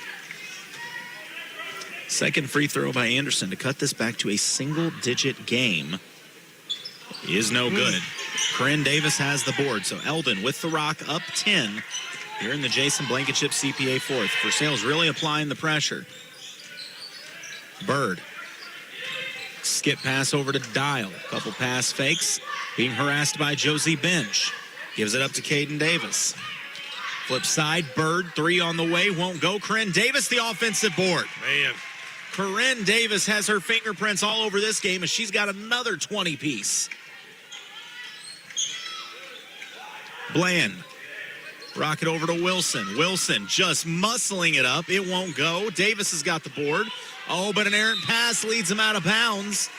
As Bird tried to save it, winds up on the Versailles bench, and it'll be Tiger ball. When I say Reagan muscled up that last shot, I mean she muscled it through two. She went right to her chest and tried to go right up through her. Dangerous pass, but Francis corrals it on the drive. Inside, pulls up the contested jumper, and Davis has got another rebound. Corinne's got her a 20-point double-double. Ahead to Caden Davis, who outruns the field. Her right hand too strong, but Anderson got caught with the foul, and that'll be 2 COMC free throws for the one-handed Caden Davis. I mean, seriously, she's keeping that left hand up like it was in a cast at all times. It apparently starts throbbing when you put it down. That's usually why you want to keep it up. So, you know, she still hit that first free throw, no problem. I'm going to guess she has a broken finger. Now, that's kind of looking at the tape job. I would think that's what she has. Caden Davis, just a sophomore, but an outstanding player. She gets the pair to go.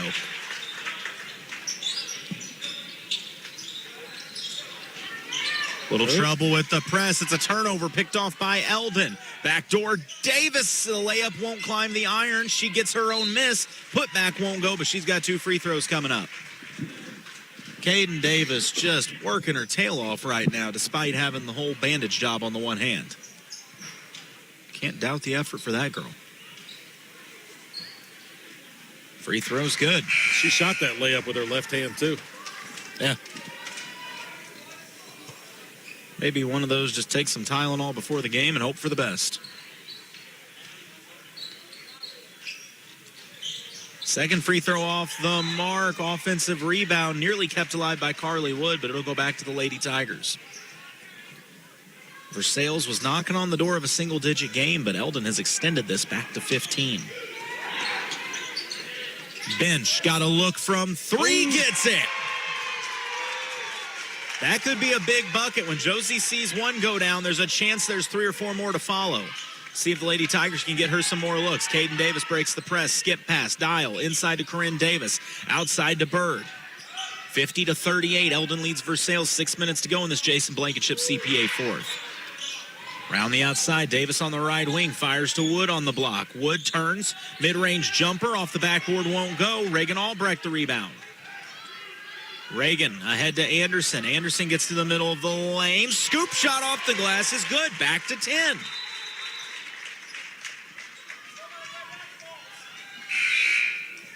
This has been just a game of runs back and forth for each of these teams. Yeah, this young Tiger squad showing some guts here, man. Getting down big, and they're making this a game.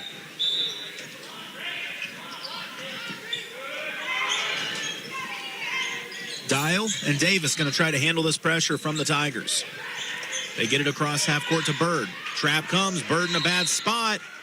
And a timeout called by Coach Ryan, just a 30, as he saw Versailles had the trap on the sideline. I mean, Versailles is really doing a great job of applying pressure right now to these young guards.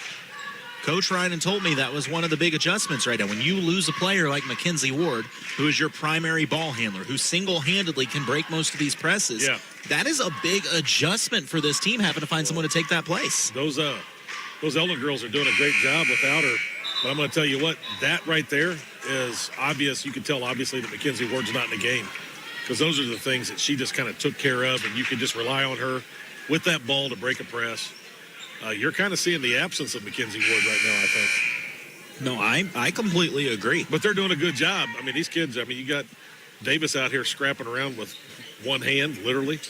I mean, they're getting it done. But Caden Davis generally is your forward. She's kind of a 3 guard. Yeah. Instead, she's having to act as an extra guard. Allie Bird has really taken over as the new point. Davis catch and shoot wing 3. It's too strong. Rebound on the floor.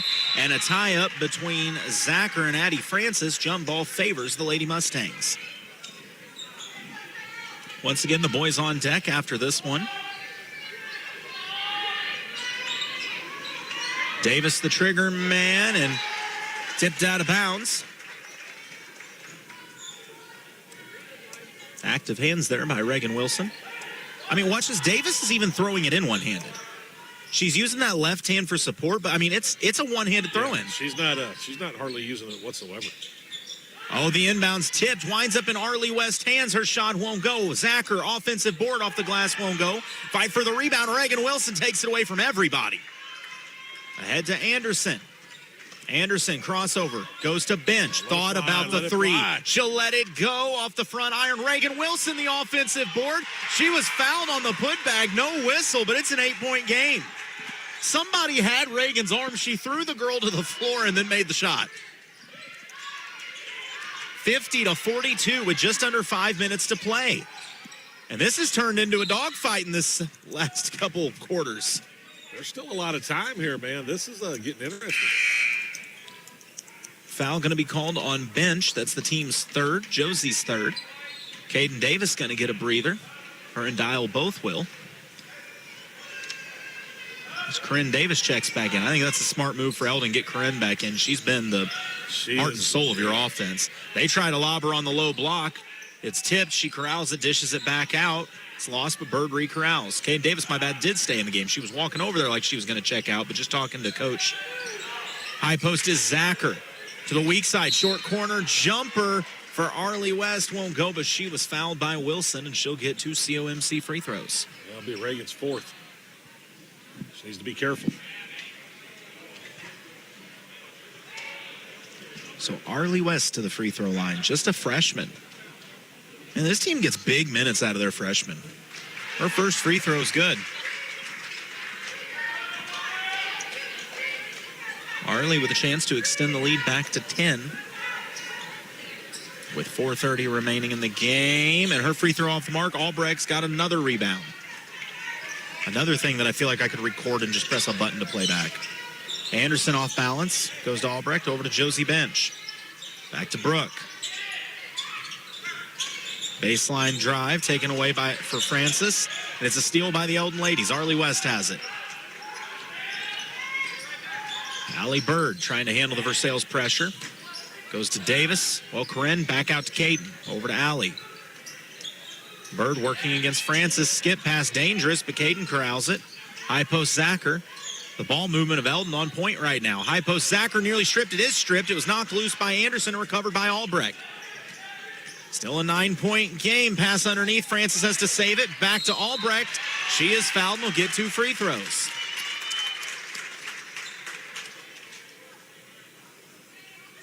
(51-42). Eldon leads Versailles. 3:43 to go. Reagan Albrecht at the COMC free throw line trying to cut into that 9-point lead.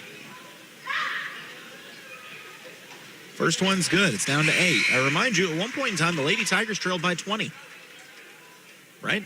Well, I think it was 21 or something. I thought at one point. Maybe I'm wrong, but I thought 21. They trailed by at least 20, maybe 21. A good margin. Second free throw for Reagan off the back iron, and Reagan Wilson has the board. And Carly Wood engulfs that shot. She didn't block it. She grabbed it out of the air. She just took it. Still 8-point game, 51-43. Eldon trying to add to their lead and ice this one away with 3:30 to go. Skip pass over to Bird. She's got Anderson on her. Brooke harassing Bird. Dangerous pass to Caden Davis. They go to the block to Carly Wood. Shot fake gets inside. And tough shot is good to extend the lead back to 10, 53-43.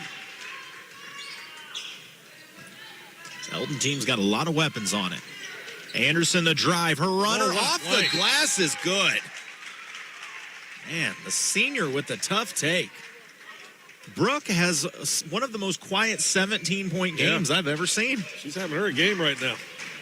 Timeout on the floor. Both these teams going to talk this over. I didn't see. I guess it's a 30. Everybody's up. Well, but Eldon's sitting down. Still going to assume it's a 30. I don't really know.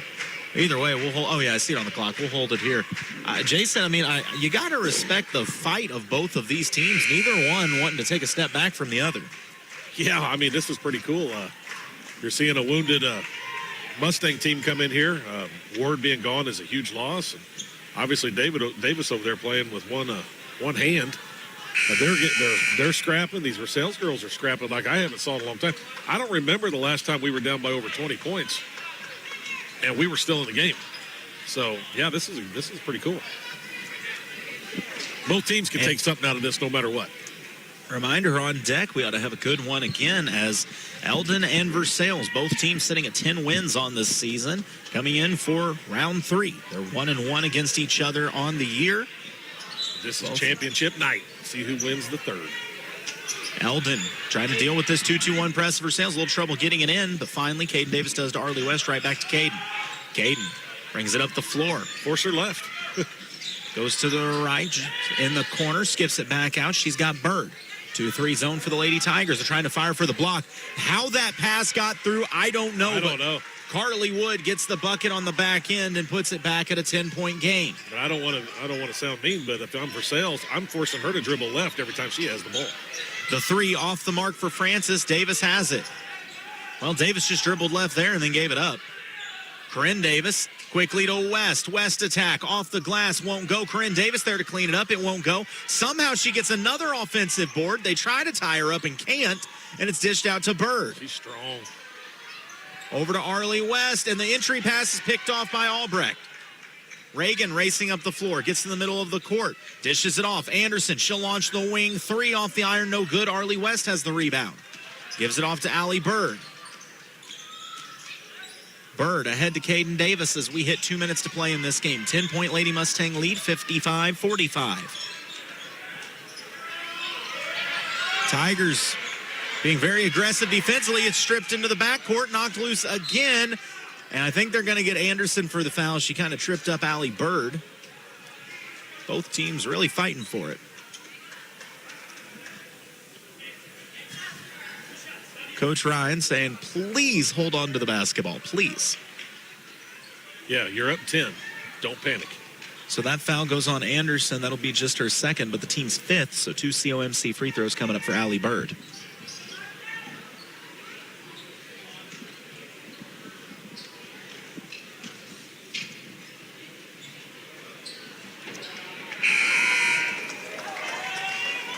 First free throw from Bird.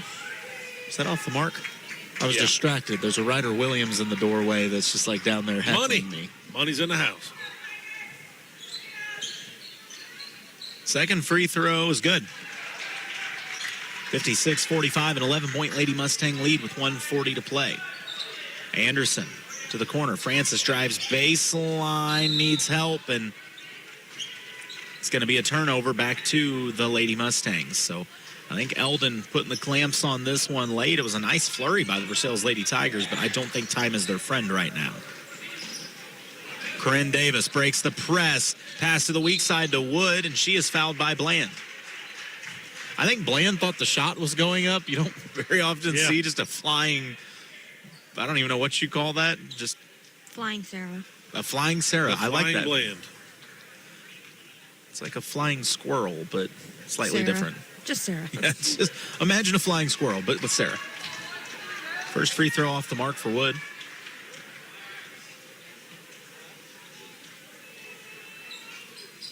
Second one is good. 12-point lead for the Lady Mustangs. 57-45, 1:28 to go. Anderson tries the three off the front iron, and Corinne Davis with rebound number, 200. She makes it look easy. Caden Davis trying to break the press, was looking for Arlie West, but it's thrown out of bounds, so a turnover back to the Lady Tigers with 1:15 to go in the Jason Blankenship CPA fourth quarter of action. Britt, what'd you do? Oh, now it's back. Oh, this thing's here. Three, top of the key, off the mark. And a foul on the fight for the rebound. This thing got caught in here. Oh, I see what you're saying. I don't think that's going to work. No? Maybe. Will it stay? Is it working? Yeah, if it'll stay. Here, I'm just give me gonna that. put that right there. I'll just take this. Three off the inbound. Won't go for Albrecht. Still alive. Last touch by the Lady Mustangs, so it'll stay with Versailles with 55 seconds remaining. Still a 12-point game. Coach Williams getting some last-second advice from his brother. Versailles on the inbounds. Albrecht has it. She attacks baseline. She's hip-checked. That'll be foul number 3 on the Lady Mustangs. I'd like to know what the advice was. My guess is shoot it and then shoot it again. Keep shooting. Yeah. Ryder, what's your advice on defense? What's Shoot defense? Give me the ball. The inbounds. Francis gives it to Albrecht. Back to Anderson in the corner. 44 seconds to play. Drops it off. Albrecht. Deep three on the way. Won't go. Out of bounds. Back to the Lady Mustangs. Might be a little far for Reagan. I don't know. I'm afraid that Lady Tigers might be running out of time as Lady Mustangs have stepped it up these last few minutes, maybe sealed this one away. Little two-man game to break the press. Middle of the floor is Bird. Bird going to back it out, fires over to West, inside to Wood, back out to Bird to Caden Davis, and I think the Lady Mustangs are content just to run this thing out. Lady Tigers pressuring, trying to find something they can jump. Bird gets inside, tries to throw to the low block, but it's picked off by Albrecht. 10 seconds remaining. Reagan races the floor, takes the contact off the glass. Shot won't go, but she'll get 2 COMC free throws. It's Caden Davis going to be called for the blocking foul with 7.7 remaining.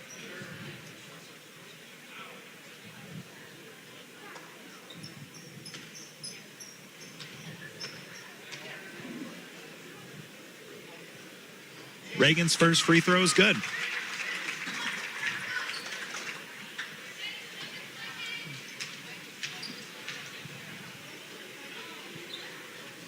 Second free throw rattles and pops loose. Corinne Davis, another rebound. And the long board is kicked out of bounds. Last touch by Caden Davis. Coach Moon lets us know with a very emphatic point. 3.9 left. Versailles can get a look here. To the corner, Francis catch and shoot. Three is short. Offensive rebound. Gwynna. And the circus shot just about fell. But as the buzzer sounds, Eldon wins this one over Versailles in a great fight to the end, 57-46. Lady Mustangs defeat the Lady Tigers. Post-game show is coming up next. You're listening to KS 95 Sports. When you're looking for a new furnace or air conditioner, price is important, but warranty, reliability, and efficiency are big factors too. At DeGraff and Reed Heating and Cooling, you'll receive very competitive pricing on the industry-leading Air Ease products. Every Air Ease product is built on 80 years of experience, testing, and research. Servicing the Lake and Jefferson City areas for nearly 15 years, DeGraff and Reed Heating and Cooling for reliable products offered by reliable people called DeGraff and Reed Heating and Cooling.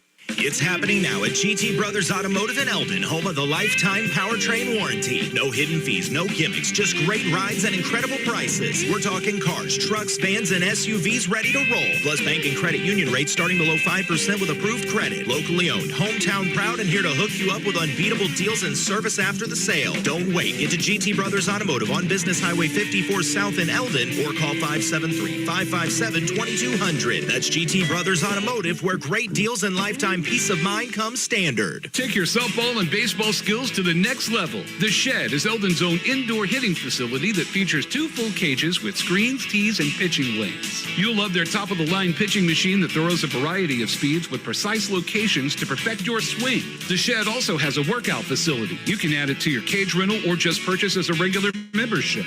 Open Monday through Friday, 3:30 to 8, and Saturday and Sunday from noon to 8. Look for the big white building across from Gerb's in Eldon. Book times now on Facebook at The Shed LLC. See you at The Shed. Now hiring in Tipton. Martin Energy Group is hiring welders, general laborers, and electricians to help build energy solutions that power communities across the country. If you take pride in building something that matters, they want to hear from you. They offer competitive pay, solid benefits, and opportunities to grow your career. Apply today at martinenergygroup.com/careers. Again, that's martinenergygroup.com/careers. Or stop by their office to fill out an application. Martin Energy Group, Highway 50 in Tipton. Jobs for Missouri, energy for the world. Back with our GT Brothers Automotive postgame show. The Eldon ladies defeat Versailles 57-46 in what wound up being a very exciting second half of action. Jason, I was really impressed with the intensity that both teams played with. It kind of seemed like it was just a game of runs and who could end on the hotter streak. Yeah, I mean, pretty much you just summed it up pretty good right there. But I think that's a pretty good game for both teams, honestly, Colton. Eldon's got to learn how to do it without their floor general, and Miss Ward, and Versailles. I'll be honest, I haven't seen a comeback like that in a long time to make that a game after being down by, I believe, a little over 20 points. So that's a pretty good game right there for Versailles as well. I know it's a loss, but I think both teams can take something out of this that's positive. We have a Shed batting cage player of the game for every contest, and I don't think you're going to fight me much if I tell you that I think Corinne Davis should be our player of the game. 20 points for Miss Davis. We don't keep track of rebounds, but I know she had over 10 rebounds, another double-double for Corinne. She's amazing, man. Her stat line is just huge. Her footwork and her strength is so underappreciated. I mean, that girl knows how to get position, knows where to be at the right time. Yeah. I just realized Ryder has a hat on in front of us that's from the NBA Finals of 1998. Yeah, Bulls and Jazz. I was sitting at his uncle's house watching that series. He wasn't alive when that happened. I know, but he thinks he's cool wearing it. So that's fair. We'll just let him go ahead and keep thinking. Well, I was holding on to see if either coach is going to come up, but I guess they can come up during the next broadcast, so it really doesn't make a big deal for us. But we're going to go ahead and shift gears here as we will just... I mean, we really don't need to run back an intro or anything, so instead I'm just going to say, hey, that's going to put a wrap on the GT Brothers Automotive postgame show for this girls contest. Great showing by both teams, as we will now jump right back into the Eagle Stop pregame show, getting ready for Eldon and Versailles boys, two teams that just saw each other about 51 hours ago, something like that, and now going to run it back again. Jason, I feel like these are two teams that match up against each other very well. And I kind of expect a pretty competitive game here through and through. I think, Brotelli's dad come up here and was asking me what I thought about it, and I said, I think it's going to be decided by 3 points or less. These two teams have had two great games already, and I think we're in for a heck of a game tonight, man. These two teams know each other all too well. There's no secrets. We just did this, what did you say, 50-some hours ago? Yeah. And we're just going to go ahead and continue it again, so... I look at some points here, and the thing that stood out to me the most on Saturday that seemed like an anomaly was it was one of the first games this season that we've seen both Cody and Britton stay out of foul trouble. And with that happening, Lane Stokes had a massive game. He had 17 or 18 in that last contest. The weird part of that was, though, not a great offensive game for Cody or Britton, either one. Cody got it going a little bit late. I think he got to about 14 points in that game. But for Britton, never really got it going. And all I can think is that might be a big factor in this game. If those two stay out of foul trouble again, I see Andy's here. I'm going to give him mine. He can have mine. Oh, okay. Coach, that works out too. Let me get that mic here. So, are you leaving too? Okay. Boy, everybody's leaving me right now. Glad to have Coach Moon with us as I go ahead and get his mic on here. Coach Moon, I know not the finish you wanted, but your girls showed a lot of fight. You were down 20 at one point in that game, maybe 21 actually, and battled back to get it to single digits. First off, how'd you feel about the effort from your squad this evening? First half, I was not happy. I thought we came out and we kind of stood and played slow. So the second half, at halftime, we made the adjustment to press, so at least we would get up and down and move a little bit more and try and commit some turnovers, which it worked. Looking back on it, wish I would have pressed the whole game, but, you know, that's few and far between. First time we played them, it was a one-point game with 3 minutes left, and we were pretty much just hanging out in a 2-3 zone, and we didn't have two of our bigs tonight, and, you know, Kryn and Carly, they did a good job finishing down low, kind of with that high-low dump. I was afraid that would happen, and it was hard for us to box out and rebound, and that those second-chance opportunities and points hurt us tonight. Despite the size advantage that Eldon had and utilized very well, I actually felt like a couple of your players really did well rebounding tonight. It was another great rebounding showing from Reagan Albrecht, and along with her, Reagan Wilson. That girl never seems to amaze me how she can get in and mix it up with bigger, stronger players. Well, bigger players, at least. I don't know that they're stronger than her. It seems like she brought a sense of aggressiveness to your team that you needed in that second half. Yeah, no, she did. She responded well after halftime. I kind of told her the same thing. I thought she was playing a little soft in the locker room at halftime, and so she picked it up in the third quarter, and she did a phenomenal job. She got to the free throw line, which is what I wanted her to do, and she knocked down a lot of free throws for us there in the second half, which helped us crawl back into it. Along with her free throws, man, Brooke Anderson found her offense as well. She has this ability to attack on the fast break, goes to that scoop shot off balance. I mean, how important is it for your girls going forward to get Brooke's offense going early? Yeah, it's very good. When she plays and she gets her offense going, it kind of frees up everybody else and loosens everybody else up and plays a little more freely. So she's definitely a good playmaker, and she's a good difference maker when her shots are falling. And even when her shots aren't falling, when she plays hard defensively, just gets steals and goes, she can make layups and get free throws for us. So it's, especially this time of year, it's very important for her to kind of find that rhythm and everybody to kind of play off of her a little bit. It's moving into these last 3 weeks before districts. Speaking of these last 3 weeks, what do you guys have coming up next for your squad? Wednesday, we travel to Chillicothe, and then Friday we play Osage here at home. And then next week we have, I think, Iberia. And then the following week, we got El Dorado and somebody else. So we've got this last 3 weeks is, we call it Murderers Row around here. Well, Blair Oaks, that's the other team we've still got. Yeah. So, yeah, we've still got a pretty good dose of games before districts. So we're just going to keep working, keep getting better, and try to keep grinding out a few wins and get ready for district time.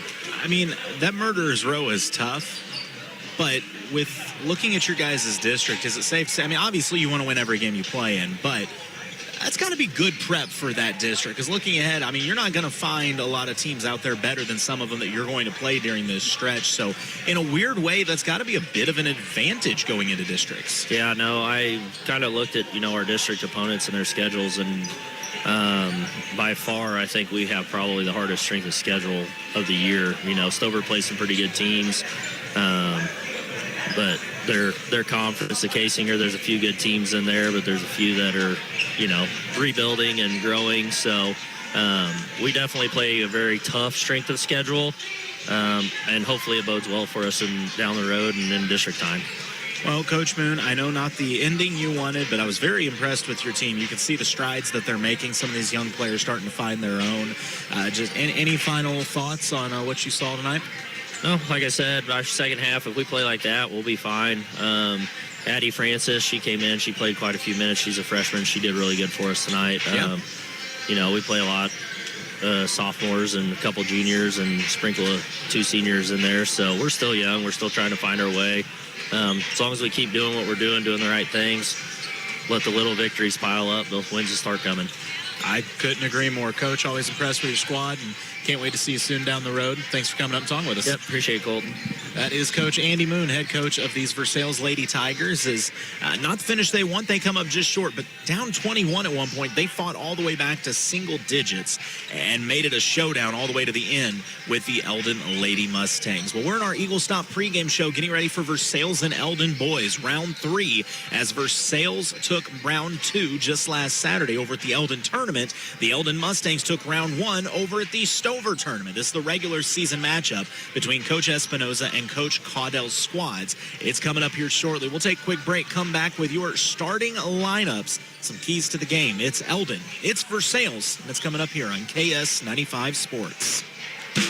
Building season is here and a great time to visit Martin Metal for the next agricultural, residential, or commercial project on your list. Trusted throughout the heartland, they continue offering only the top quality products in the industry, which ensures beauty and durability for years to come. When in need of a post frame or a stud frame building, you can depend on the dedicated professional staff to help you get your job moving forward. Call 573-378-4050 and speak with a professional today. That's 573-378-4050 or check us out online at martinmetal.com. Hey, Missouri, when you're looking for a reliable pit stop, look no further than Eagle Stop. Family owned with over 50 locations. Whether you're gassing up or grabbing snacks, you'll always get a clean, consistent, and quality experience. And you're going to want to reward yourself with snacks, drinks, and fuel discounts. Download their brand new app today. Earn points with every purchase. Eagle Stop, where your journey is their passion. Stop by today and see why they're Missouri's favorite. This flu season isn't messing around. Per the CDC, it's the worst in 25 to 30 years. But it's not too late to protect yourself. Join the flu vaccine clinic February 12th from 5 to 7 p.m. at COMC next to Hy-Vee. These free vaccines are available for patients 6 months and older. Get vaccinated and stay healthy. Plus, you'll be entered to win 2 tickets to a 2026 concert at Ozarks Amphitheater. It's quick, easy, and convenient. COMC, the healthy place to be. Custom railing stairs that gleam. Awnings made just like your dream. American Sun controls the name. Since 1985, they lead the game. Screen enclosures keep bugs at bay. Enjoy your summer every day. Family owned and local too. American Sun Control, made for you. Back in our Eagle Stop pregame show, getting ready for Versailles and Eldon boys, ready to mix it up for round 3 of this affair. Britt, you're useless. As we get ready to go, about 4.5 minutes away from tip, got a chance to talk with both coaches before this one. Coach Espinoza was pretty pleased with his team's effort the last time they played, and I think he really just wants to see good ball movement and see the team continue to play as a team, I guess is a good way to put it, and find their scoring as a group.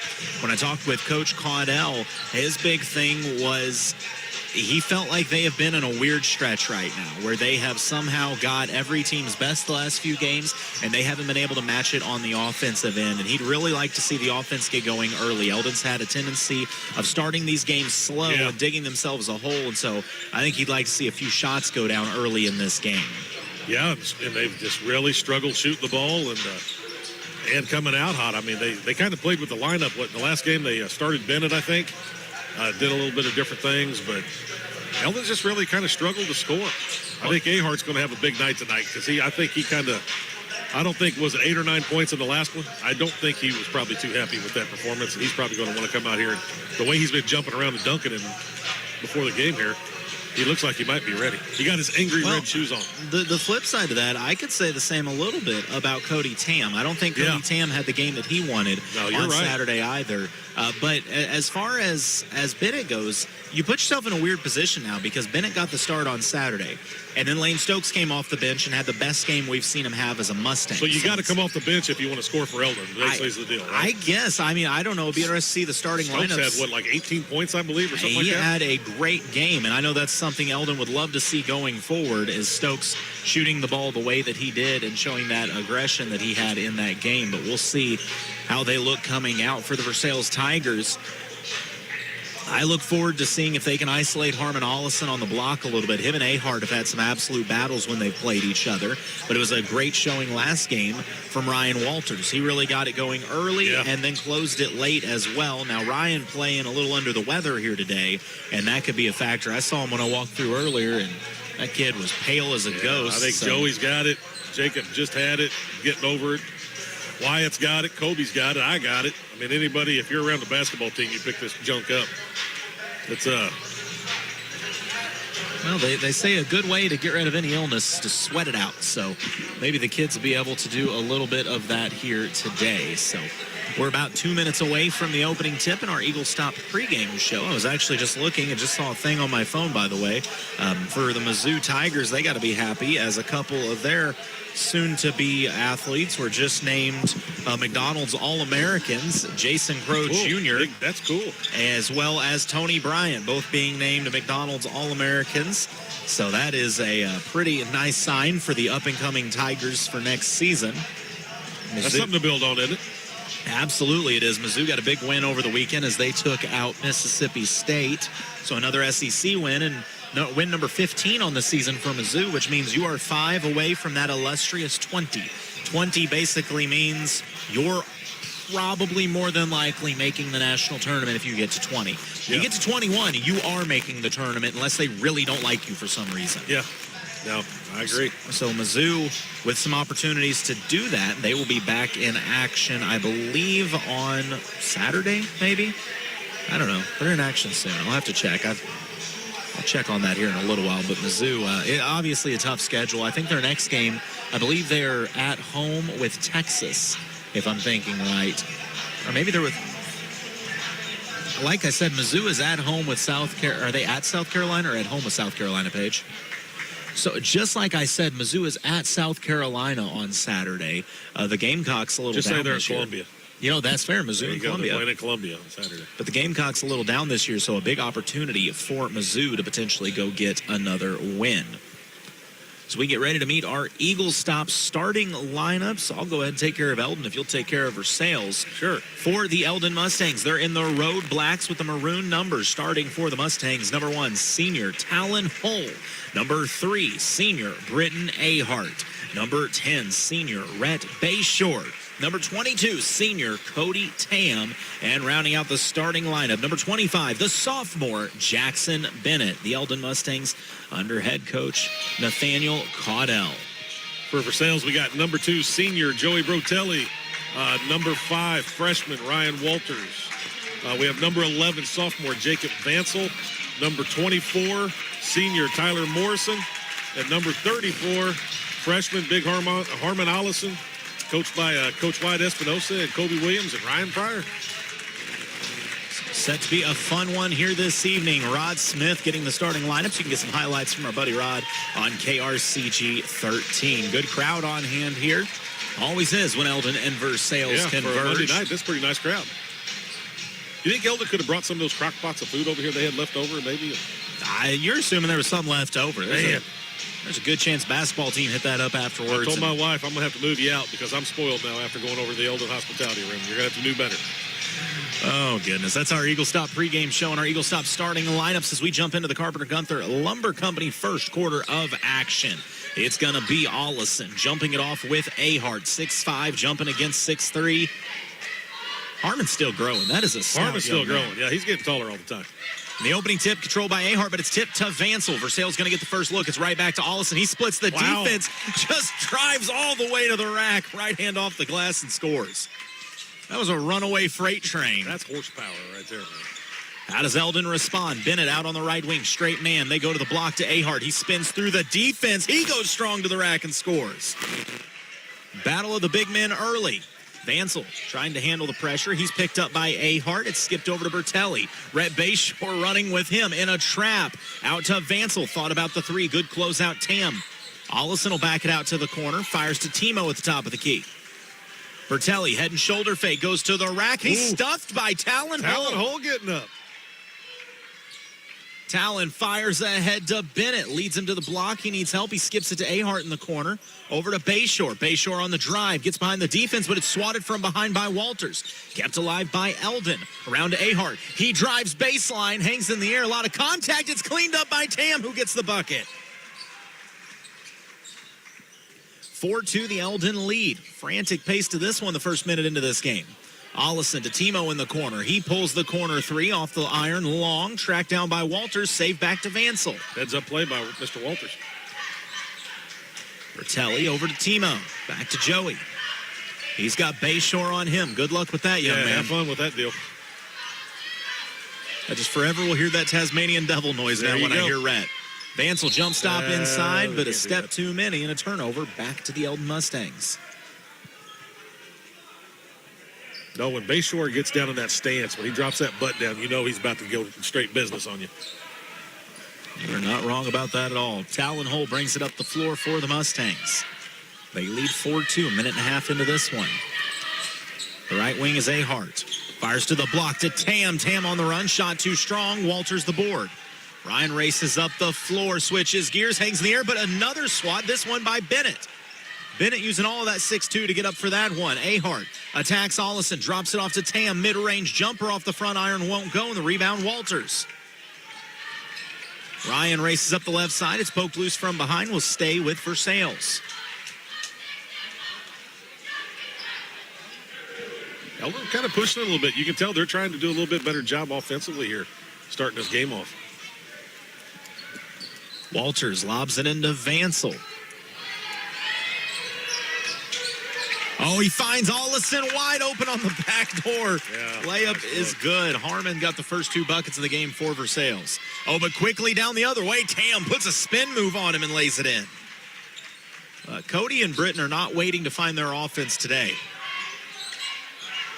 Vansel, he's got space. He'll fire the corner three off the front iron. Long rebound tracked down by Talon Hole on the run. Talon all the way to the rack, goes right through Joey, and a charge is called. Yeah. I think that could have went either way. Honestly, no matter how you called that, somebody was going to be upset, but it will go against Talon Hole. I do like the aggressiveness of Talon, though. Yeah. But a great job by Joey to get set and draw the contact.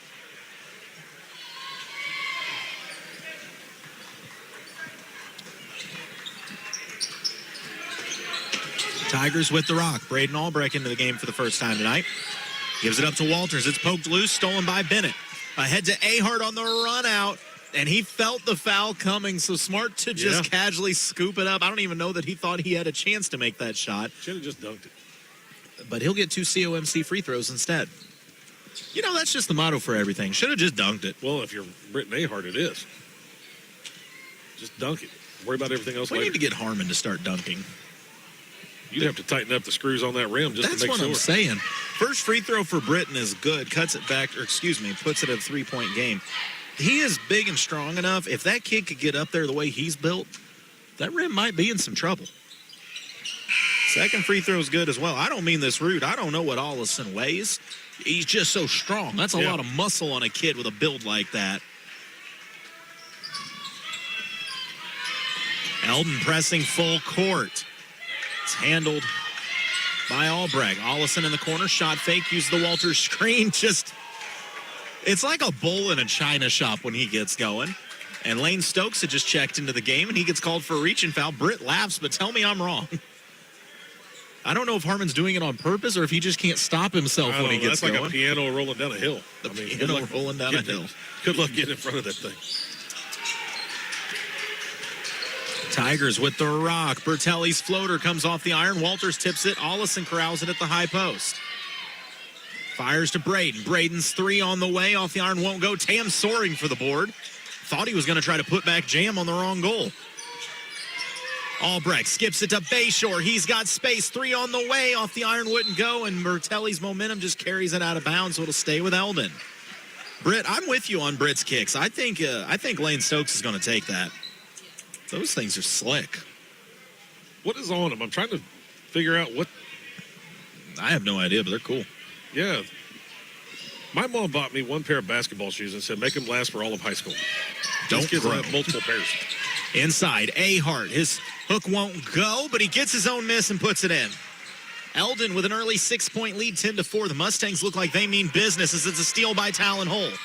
Inside to Ahart. Ahart takes the contact. Shot won't go. Tam tries to clean it up with one hand. It won't go. Walters has the board and wants to run. Ahead to Ollison. Ollison around the defense. Reverse layup is good. So with a timeout called, Versailles leads Ollison 10-6. When we come back, you're listening to KS 95 Sports. As the new year rolls in, it's time for everyone's favorite thing, taxes. Okay, well, it may not be our favorite thing, it's something we have to do. Jason Blankenship, CPA LLC, is here to take the stuff out of tax time. Whether it's W-2 and 1099 filing or business and individual taxes, the staff at Jason Blankenship, CPA LLC, is here to help with all your payroll, accounting, and tax needs. Give us a call at 573-557-2417 or stop in and see us at 401 East North Street in Eldon. The energy from Eldon is different tonight. This seems like a team, and you could hear it a little bit when I talked to Coach Caudell. This seems like a team that is a little upset that they've lost 3 in a row, which says a lot about how the mentality has changed in Eldon. Yeah, without a doubt. There's more expectations there for this program than there used to be. Zach Hull with it. Out on the corner. He goes to Ahart on the block. Skips it to Cody on the cut. He rises up. His mid-range just short. Walters another rebound. Ryan is totaling up the rebounds this evening. Reza, head and shoulder fake, drives baseline, taken away by Tam, and it's thrown into the backcourt. Ryan just has to run it down. It's going to be an over and back call. 10-6, Eldon leads Versailles halfway through the Carpenter-Gunther Lumber Company first quarter of action.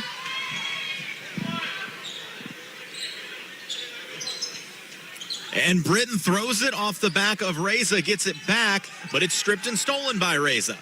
On the run out, Walters takes the contact. His shot won't go. You got to count that. That's got to go. That should be goaltend. Yeah, an error by Stokes as he went up trying to block the shot. And the problem is that it already hit the backboard, so it'll be a goaltend call. So the bucket is good, and one opportunity now for Ryan Walters. And that's tough because I don't think it would have went in, but that was a goaltend. But I don't think it had a chance of going in. I think Stokes just saw the opportunity and went up for it. Coach Caudell, I think, just looked at him and said, how many shots do you block? Why are you trying to block that one? Yeah.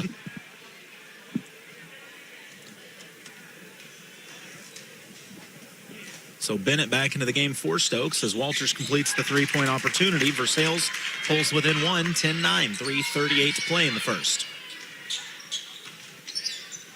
Braden gives it to Bayshore. Back to Albrecht. He's got space, hesitation, drives, spins, and scores. Nice job. Braden just too big and too strong on the block right now. A trap waiting for Bertelli. He gets it away to Walters, who fires ahead to Albrecht. Albrecht turns, attacks middle of the lane, dishes it out to Timo. Head and shoulder fake over to Ryan. Ryan head and shoulder fake, looks to drive, loses the dribble, resets the short corner, fires up to Timo. Over to Bertelli. He'll try the three and banks it in. That'll work. We're tied at 12 apiece. Banks open late on a Monday.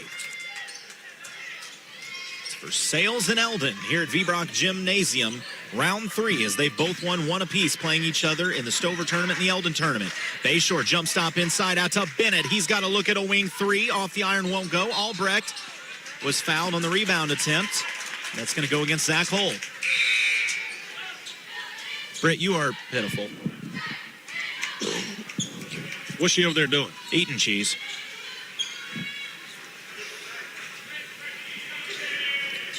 Vansel inbounds it. Tigers have a chance to take their first lead of the game here with any kind of points. Bayshore hits the floor. It's dished out to Bertelli on the corner. Back to Braden. Braden being overplayed by Bayshore. Ollison drops it off to Vansel. Vansel calls out an offensive set. The Tigers retreat down to the baseline. They're going to go 4 across. Screen set. Braden flares out. Gets it. Uses the screen. Pulls the 3 off the front iron. Talon hold the board. Ahead to Braden. Braden to Bayshore. Rhett fires across. Zach Hull. He's got space. Lets the 3 go and hits. Eldon goes back up 15-12. You cannot leave Zach Hull that kind of space. He will make you pay. Oh, it's poked loose by Talon, but recovered by Bertelli. To the low post. Allison spins, steps through. Shot won't go. Rebound Zach Hull. Ahart with it. Drives the middle of the lane. Gives it up to Talon. Quickly over to Zach. Zach with a shot fake. Inside. Pulls up the mid-range. Off the back iron. Too strong. Vansel the rebound. We've got 1:30 to play in the quarter. 15-12 is the lead.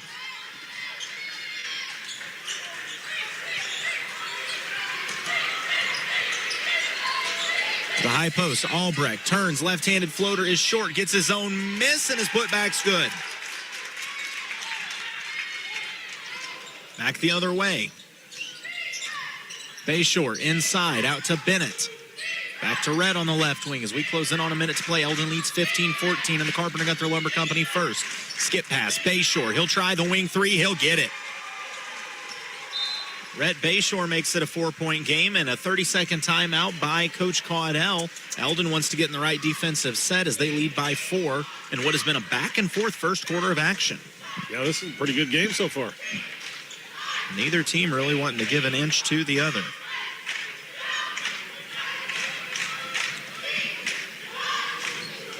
Tomorrow, Versailles will be on the road as they go to School of the Osage, and if you'd like to watch that game or listen to it, it'll be on our sister station, Cool 102.7 and at MoSportsZone.com. I'll be playing bingo. Playing bingo? Yeah, JT's having his bingo fundraiser for the Polar Plunge. That'll be at Bee's Knees downtown. A lot of great prizes and all sorts of cool stuff. I mean, there's a Blackstone Grill prize. Handy Andy from Carpenter Gunther Lumber Company, our first quarter sponsor, donated a miter saw for Pete's sake. Wow. Who's ever won a miter saw playing bingo? Andy. Versailles handling the Eldon pressure. They get it across half court. Timo out on the wing, gives it to Braden. Skips it to Walters in the corner. He'll pull the contested 3 off the front iron, won't go, gets his own miss. Fights inside through the contact, and he's fouled and will shoot 2. That foul may go on Stokes, which I believe would be his second. It's a good job of tracking down Walters' rebound there and going back up with it.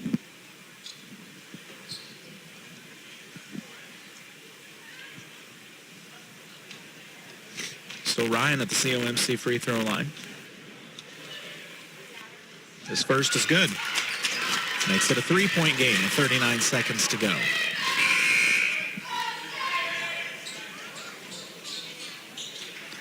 Britton Ahart comes back in for Jackson Bennett. So Stokes, Talon Hole, Britton Ahart, Rhett Bayshore, and Cody Tam on the floor for Eldon right now as the second free throw off the iron won't go, and Ahart has the board. It is Bertelli, Albrecht, Walters, Vansel, and Timo for the Tigers. Ahart on the left wing, 25 seconds to play. Versailles not pressuring. I think Eldon more than happy to just run this down for the final look. Over to Zach Hull. 15 seconds to play as Ahart gets it back. Coach Caudell calls out a set. Britton moves to the right as we hit 10 seconds to play. Tam comes up, screens for him. Britton uses it, flares out, goes to Cody on the wing. He drives baseline, spin move back out to Britton. 3 seconds, pulls up a contested 3. It won't go. Ball out of bounds. Back to the Tigers with 0.9 remaining.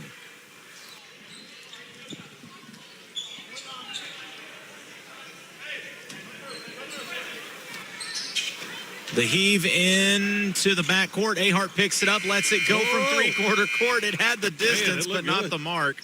So it goes out of bounds. We've played one, and Eldon leads Versailles 18-15. You're listening to KS 95 Sports. Now hiring in Tipton, Martin Energy Group is hiring welders, general laborers, and electricians to help build energy solutions that power communities across the country. If you take pride in building something that matters, they want to hear from you. They offer competitive pay, solid benefits, and opportunities to grow your career. Apply today at martinenergygroup.com/careers. Again, that's martinenergygroup.com/careers. Or stop by their office to fill out an application. Martin Energy Group, Highway 50 in Tipton. Jobs for Missouri, energy for the world. Take your softball and baseball skills to the next level. The Shed is Eldon's own indoor hitting facility that features 2 full cages with screens, tees, and pitching lanes. You'll love their top-of-the-line pitching machine that throws a variety of speeds with precise locations to perfect your swing. The Shed also has a workout facility. You can add it to your cage rental or just purchase as a regular membership. Open Monday through Friday, 3:30 to 8, and Saturday and Sunday from noon to 8. Look for the big white building across from Gerb's in Eldon. Book times now on Facebook at The Shed LLC. See you at The Shed. Britt giving me that look. I don't even want to turn your mic back on right now. Why are you so mad? I'm not mad. I'm just judging you. Why? Because it's something. now we're going to get zoom-ins and stuff again. The last quarter of play has been like full court view so Britt could eat her cheese. Hey, I was multitasking. I was doing everything. Running the camera, dipping my popcorn, and drinking water. Eldon with the rock. They lead by 3. Stokes in the corner. Looks to drive. It's a 2-3 zone being played by the Tigers. They get Ahart inside. Nice tie-up from Walters. It's lost. Ahart recovers and scores. Man, when Britton gets on the block like that, there's not much you can do with him. Vansel on the right wing. Up to Albrecht. He drives, dishes to the corner. Walters will look from 3, splash to home. A big answer by the freshman draws the Tigers back within 2.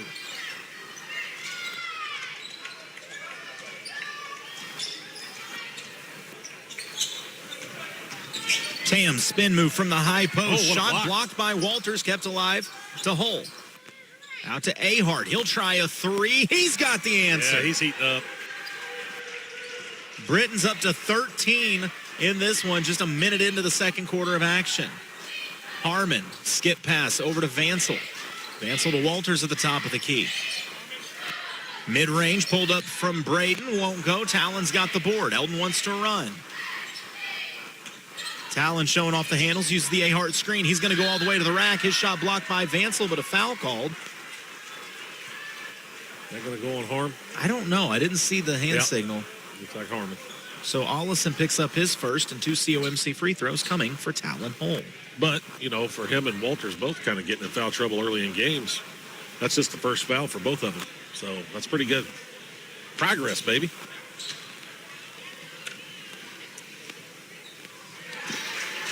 First free throw is up and good for Talon. I still like seeing Talon being more aggressive like he has been. I feel like he's taking it to the hole more, trying to generate some points. And we saw Talon in the hospitality room and talked to him a little bit. What are you laughing about, Britt? His reaction to you saying that in the hospitality room. He seems like a really nice kid, though. What'd he say? I don't remember exactly what he said, but either way. He said, yeah, I'll do that, and walked away like I'm never going to do that. I told Talon he should keep attacking more, that it was really impressive. And he kind of gave a response like, yeah, never going to happen. I'm not listening to what this random guy says. But Talon has clearly been more aggressive throughout the Eldon tournament. Coach Caudell said that's something he'd asked of him. Versailles trying to put the pressure on as they lead by 7, 25-18. Eldon breaks it down, but a frantic diving for the ball as it flies into the alleyway over there. Nearly takes out another conglomerate calling the game. And ball back to the Mustangs. Got to be aware of the Wolf, man. Eldon with the rock. Up 25-18, 6:30 to play in the second quarter of our Martin Metal broadcast. Ahart out on the wing, jab step. He wants another 3. Oh, it's pure. It's just pure silk right now. It's not even touching the iron. Britton's feeling it right now. Britton's got 16. Ahart on pace for a 30-piece this evening. Vansel out to Allison, a skip pass to Albrecht. He'll try the 3 for the answer, and he gets it. Versailles needed that one as it cuts it back to 7. Bayshore handles the pressure, gets it across half court. Albrecht knocks it loose. Bayshore recovers. He needs to find a guard, and he finds Britton. The way he's shooting right now, that's a pretty good one to find. Stokes gets it. Britton steps out and says, actually, I'd like this back. Britton goes right to the same spot. Hesitation, gets inside. Defense collapses, pokes it loose. Hey, nice job. Jump ball is called, and possession arrow favors the Tigers. Good job by Brotelli there. Reza going to check into the game for Vansel.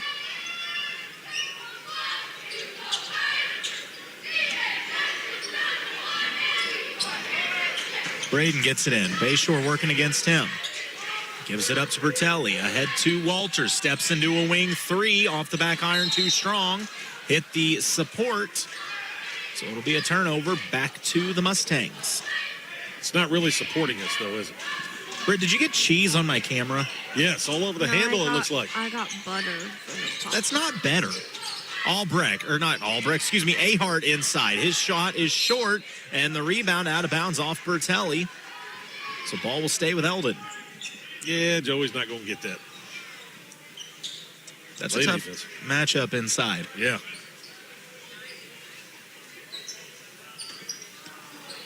Toss it into Britton. Over to Bayshore. Back to Stokes. He wanted the look. He drives baseline, makes space, steps back, goes to Britton. He'll try a wing three on the other side. Same result. These threes are not even touching the iron. 31-21. Britton's got 19. Albrecht goes to the rack with the left hand for the answer. Stokes gives it to Bayshore in the corner. Rhett to Stokes. He'll try the deep three off the iron, won't go. Albrecht the board, but it's lost. Ahart has it. Shot fake, takes the contact, count it in a foul. Britton Ahart. Have a night, young man. He's got 21 and a chance to make it 22, and we've still got half of this second quarter to play. I was going to say, this is 13 points he has sitting right here with 14 to come if he makes it just in this quarter alone. I said earlier Britton was laying the groundwork for a 30-piece. That might be a little bit of a low number now. Yeah, that 8 or 9 point game he had this last one, I knew he probably wouldn't be happy with that. And he's going to want to flex a little muscle here on these Versailles boys. Well, his COMC free throw rattles out. That's about the only shot he's missed this evening. Got to back up 6 feet to shoot them free throws. Ahead to Reza. On the block, Ollison gets position and lays it in. Good job posting up by the freshman. Yeah. He got the seal and finish, and it's back to an 8-point game. Stokes directs the offense, gives it to Britton, gives it right back. Flares off to the left side. To Bennett in the corner. He drives baseline. His runner off the far iron. Bertelli the board. And Stokes, that's going to be his third on the reach. Yeah, he's going to have to come out. That's a big foul.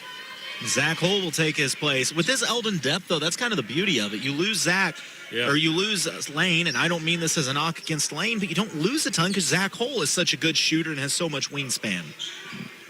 Zach's another one that's gotten bigger as this year's went on. Sure. Zach's down there 6'2" or so with a 6'4" wingspan. Braden and Timo trying to handle the pressure. Albrecht gets it ahead to Timo, who skips it over to Walters. Back out to Timo. Thought about the three. Instead, needs to find Albrecht. Look does. inside.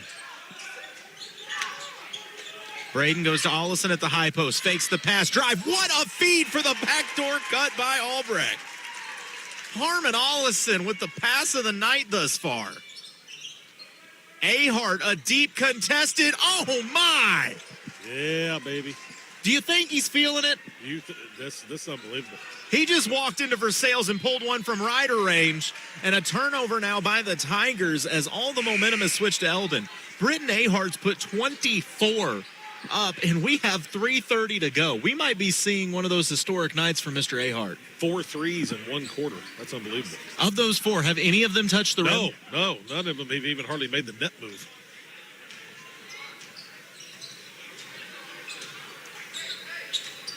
Talon Hull out at the logo.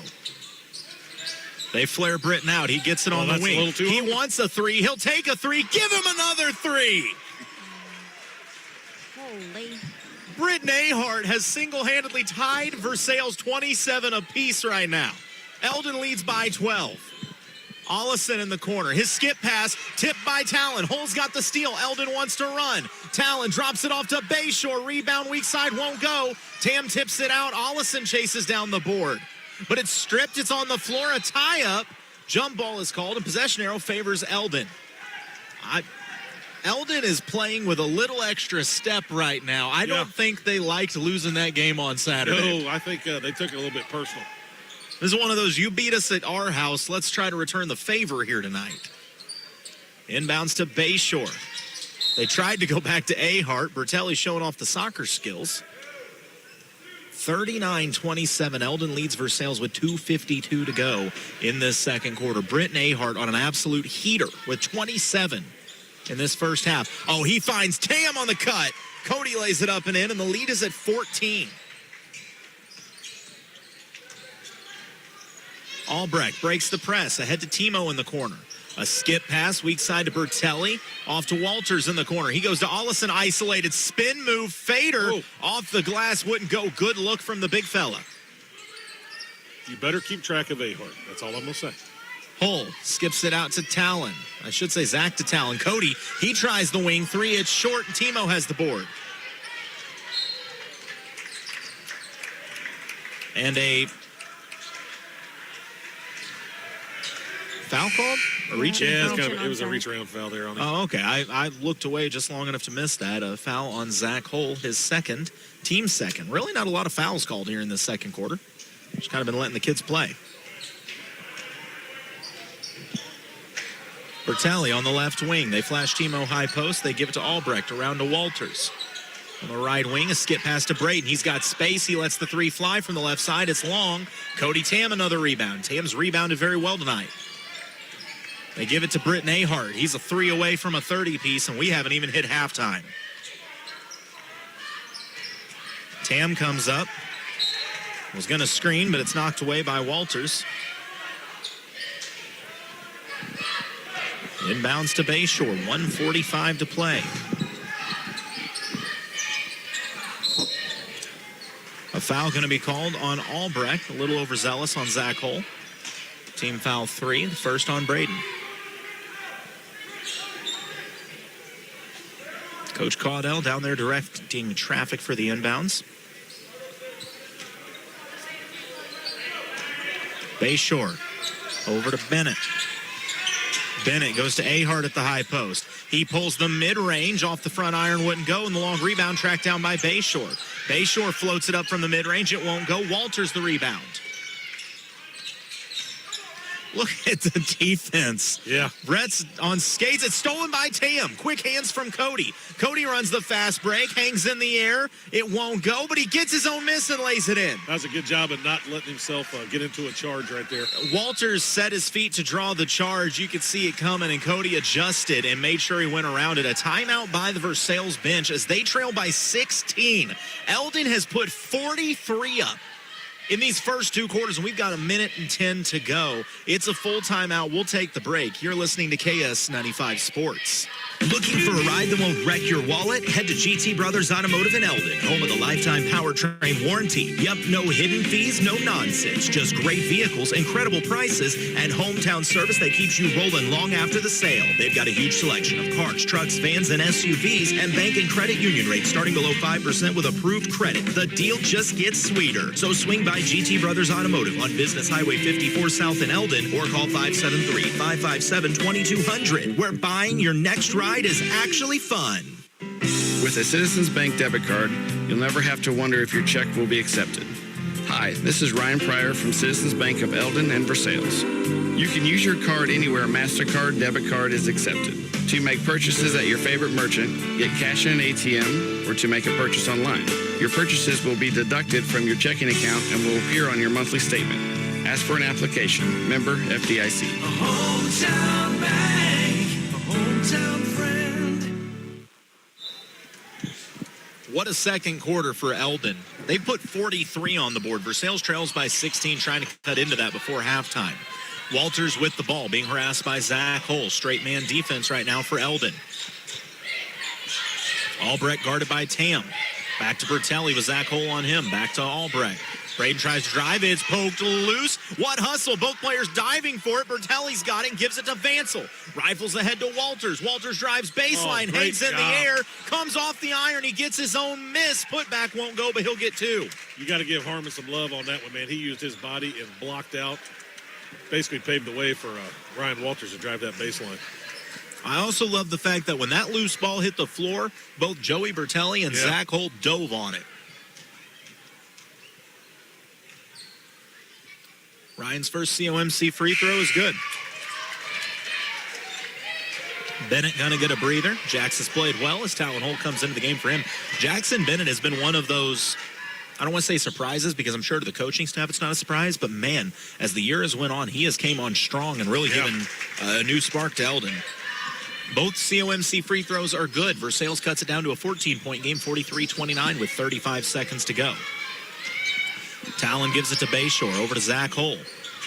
Zach drives, drops it off to Cody Tam on the right wing, who goes back to Talon. They've got Ahart isolated one-on-one with Walters. Be interested to see if they try to go to that. Bay Shore. Dangerous pass. Talon able to corral it. He's got Cody Tam. 10 seconds to play. It's over to Talon. Ahart comes up, sets the screen, flares off of it. Talon the drive all the way to the rack, comes off the iron. Tam soars for the board. His putback just rolls off the iron. With 2 seconds to go, Albrecht, half-court heave.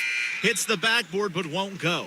We've played one. Eldon leads Versailles 43-29. Ivy Halftime Show's coming up next. You're listening to KS 95 Sports. Since 1944, Carpenter Gunther Lumber Company, Morgan County's only locally owned lumber yard, has been providing the area with quality building materials needed for its building, remodeling, and repair projects. Because customer care is Carpenter Gunther's #1 goal, your project is always their priority.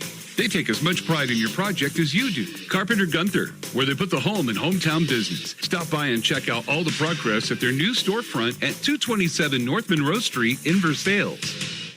When you're looking for a new furnace or air conditioner, price is important, but warranty, reliability, and efficiency are big factors too. At DeGraff & Reed Heating and Cooling, you'll receive very competitive pricing on the industry-leading AirEase products. Every AirEase product is built on 80 years of experience, testing, and research. Servicing the Lake and Jefferson City areas for nearly 15 years, DeGraff & Reed Heating and Cooling for reliable products offered by reliable people called DeGraff & Reed Heating and Cooling. Got a savings account for car problems you didn't see coming? Who does? Thankfully, Big O Tires has you covered with Big O financing. So if you need tires, brakes, or any other type of maintenance, your locally owned Big O Tires can help. And if that's not easy enough, you can schedule your appointment right now at BigOTires.com. Easy financing, easy appointments. Big O Tires, always working hard to cover you and your vehicle's blind spot. Big O Tires, the team you trust. Schedule an appointment now at BigOTires.com. A full-service graphics company, Wright Printing and Promotional Advertising does it all, from screen printing, offset printing, and promotional advertising to custom-built trophies and awards. It's where they do it the right way. Check out their Facebook page for their monthly special, and don't forget they offer online stores for all your group and activities needs. Wright Printing and Promotional Advertising, across from the Family Center on Highway 52 East in Versailles. Call 573-378-5775. Back with our Hy-Vee halftime show. Eldon leads Versailles 43-29. A lot of factors in that first half, but I think it's safe to say that Britain might have been one of them. I think the biggest one of all. Yeah, you don't see performances like this very seldom. 5 3-pointers, 19 points in that second quarter alone from that young man, and I don't think he touched the rim on anything other than a missed free throw. No, that was an amazing performance. But I also want to tip the hat a little bit to Cody Tam. Cody, 8 points in this game, but he has rebounded well. He's got several steals. His defense has been phenomenal. So it's one of those that while one guy's popping off, you kind of got your two-headed monster up there. The other one's like, all right, you go do you right now. I'm going to hold down the fort on the other end and make sure that you can have your opportunities. Balanced effort from those two right now. The defense of the Mustangs cooking out. Versailles was able to draw it back within 14. Jason, if you're the Tigers, what do you need to do to get back into this game in the second half? You're going to have to close out on Ahart when he's standing out there shooting threes to start with. I mean, I know it sounds simple, but 5 for 5 in that quarter. The boy's hot. You got to get a hand in his face, but really that's kind of just been their biggest Achilles heel. I would like to see some isolation opportunities for Harmon Allison. He came out pretty hot-handed, got the first few points for the Tigers, and then they kind of went away from him a little bit. But I'd like to see Big Harmon get a few more touches. I mean, when Harmon's down there working and he's getting some touches, everything else opens up. And but, yeah, I mean, 27 points at halftime. Unbelievable. Yeah, that's not too shabby. As we were talking to Ryder in front of us here, who I believe holds the single-game record in this gym at 62 points. So 63. Sorry, I don't want to short him on that one now. He told us that Ryder keeps receipts now.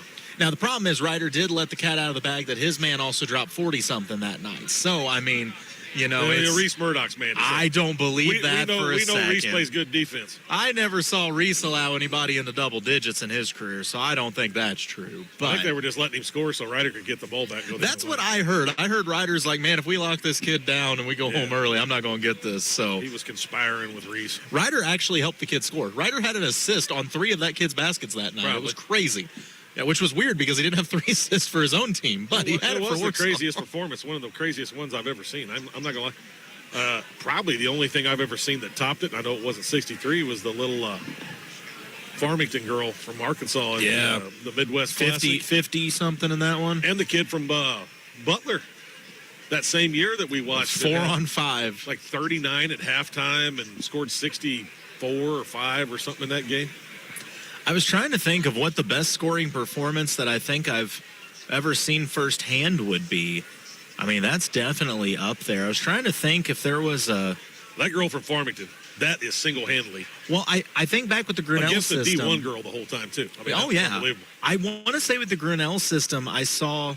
that's terrible as I'm drawing a blank. I'm pretty certain that I saw one of the Versailles guards have a 7 or 8 3-point. I think Seth Newton hit 7 or 8 threes in a game in that Grinnell system, and I believe he only looked at the rim for 5 of them because Seth had this tendency of shooting the ball before he'd completely turned around. Yeah. Weirdest thing, because I think he shot a higher percentage that way. He went off in that game. I do remember that, yeah. And, I mean, that was a good one. I'm trying to think of just anybody else.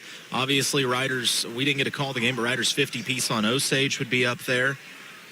I don't know. There have been some good ones through the years for sure. I'm willing to bet there was a Myra Class game that I'm not thinking of. Probably. Where she probably just bullied some poor team by herself. You don't accidentally score 2,000 points in your career. You know, you generally don't. I mean, I watched it's not offense, but I watched the Tipton Torture Chamber once hold a team to 2 points in the entire first half. Yeah. And that team, I believe, was like 14-1 on the season. Yeah. They weren't when they left that gym, if you're curious. But well, they did a number on, I remember it was Northwest over there in that conference tournament when they were in the K-Skirt. I think they were ranked 7th in the state. Yep. And it was something like 40-something to 9 or something like at halftime. I'm like, are you kidding me right now? Yeah, that was a little different level to that one. I don't know, those girls. I will say Tipton tomorrow will be playing Harrisburg. And Harrisburg's a decent little team. Harrisburg just took out the number 2 team in Class 3 basketball, Centralia, the other night by like 8 points. Tipton beat Centralia by 7 earlier this year. So, I mean, Harrisburg, if the districts and everything would fall out the way that you would expect, Harrisburg and Tipton could be seeing each other in that sectional matchup, and it's a conference foe, but they play each other tomorrow night in Harrisburg. That game will tell a lot. Tipton just got Tiptoned in their own right, sort of, as they went to Incarnate Word Academy up in St. Louis. Now, it is worth noting, it was a 5-point game at halftime. I would love to know the locker room speech for Incarnate Word when you're down or when you're up 5 on Class 2 Tipton at your own house. Yeah. You know that coach was in there like, listen, if we lose this game, I'm cutting all of you. Like, I will find new recruits. This thing will be over. Like, we can't do this. You know it wasn't a positive speech because, I mean, there's no way it can be. Which just goes back to those Tipton girls, man. They just never say die mentality. The funny part is, though, I guarantee you Coach Culpepper was in there chewing rear end, too, saying, hey, we're better than this. We should be up by 15 right now. Yeah, I guarantee it. I don't care if it's the Phoenix Mercury. We should be winning. Oh, man, I would love to know the speeches in the locker room for both these teams as Eldon and Versailles both back out on the court. Coach Caudell, I don't think he could ask much more from his offense. 43 points. We've seen Eldon games where 43 was a total. And defensively forcing quite a few turnovers. The Tigers got it going a little bit late, but 29, not enough to be in this game right now. So I think these first few minutes of this second half could be very telling, Jason. It could be very telling, or it could be all she wrote for Versailles if they come out and they hard still. He's got triple the amount of points he had in the entire game the other day. Yeah. Triple the amount of points. Yeah, Britton has... The scary part for Versailles is Britton has 27. Britton might come out red-handed, hot-handed. Well, I don't know what I was trying to say. For a reason. He did. He wore the angry reds. But there's also the chance that if you overplay Britton, 22 might pop off on you in the second half, too. Well, yeah. There's always a chance one of the two is going to get you, so it'll be interesting to see what adjustments are made by both teams getting ready to start this second half. But we'll take a quick break, make our own adjustments, and we'll come back with third quarter action. Versailles trails Eldon 43-29. You're listening to KS 95 Sports. Veracruz Mexican Restaurant invites you to join them for a casual lunch or a nice family dinner out with delicious, authentic Mexican cuisine. Veracruz has a great selection of burritos, tacos, seafood, enchiladas, salads, and more, all prepared with the finest and freshest ingredients. Grab dinner tonight from one of their 3 locations: Veracruz on South Highway 5 in Versailles, Veracruz Jr. on Highway 52 in Stover, or on Highway 65 in Lincoln. Veracruz Mexican Restaurant, a proud sponsor of local athletes. The goal of the Morgan County Health Center in Versailles is to make sure you feel your best and stay that way. A few of the public health and community services available at the Morgan County Health Center include CPR and first aid training, food safety classes, educational materials and classes promoting healthy lifestyles and activities, children and adult immunizations, and nutrition for expectant mothers and young children through the WIC program. For more information, follow the Morgan County Health Center on Facebook or call 378-5438. The Morgan County Health Center at 104 West Lafayette in Versailles, connecting the community to healthy choices. Let's just announce that on the radio, why don't we? As we come back for the third quarter, 43-29 is the Eldon lead as we wrap up our Hy-Vee halftime show and jump straight into the American Sun Control third quarter of action. On the floor for the Tigers, it's going to be Bertelli, Vansel, Timo, Ollison, and Walters.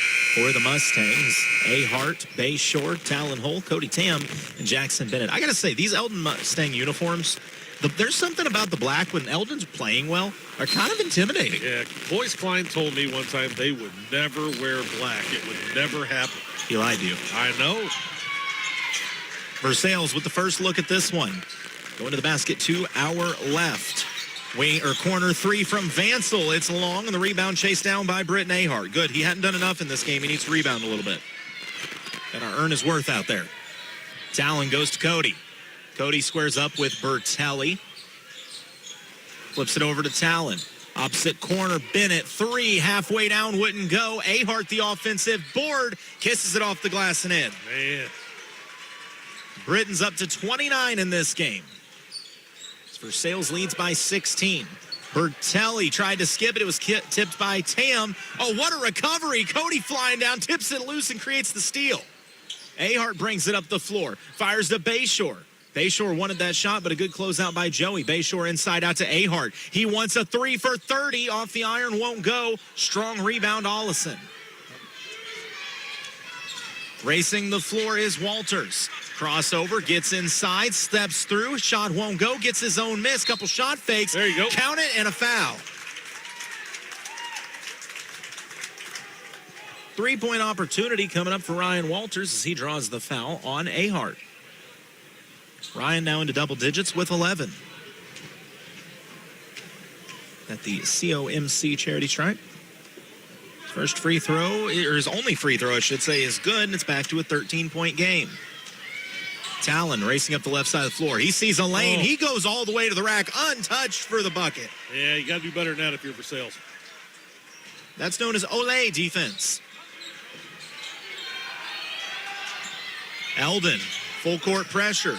Tigers get into the front court. Vansel gets it. He's trapped. Over to Timo. Now to Walters. Moving the ball around. Bertelli, wing 3. Got it. Bertelli draws Versailles back within 12, 47-35. Talon goes to Ahart on the block. Hangs there. His shot blocked by Bertelli. Fight for the rebound, and Britton's going to pick up the foul. So Britton had Walters' pin. Joey came on the help defense and got the shot and then drew the foul from Britton. Tigers playing with a little extra intensity now in this second half. They are going to have to if they're going to get back in this one. Versailles back with this 2-2-1 pressure. Middle of the floor is Walters. Fires a rocket ahead to Timo, who drops it off for Vansel. He drives baseline, back out to Timo. A skip pass to Bertelli. Goes to Ollison on the block. One dribble, strong take, and a wedgie. Wedgie. Ahart's done everything else tonight, so he jumps up, tips it free, and says, I'll take that back, Mr. Official.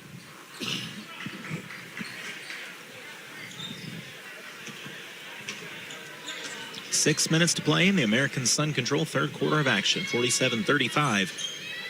Eldon leads Versailles.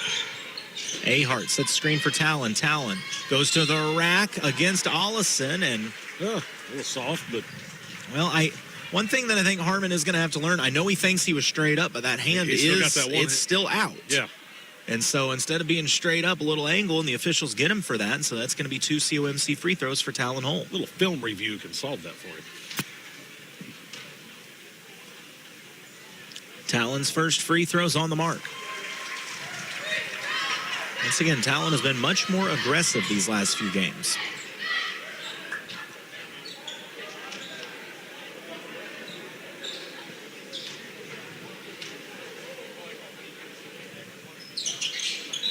Second free throw's good as well. Talon goes 2 for 2 from the COMC stripe.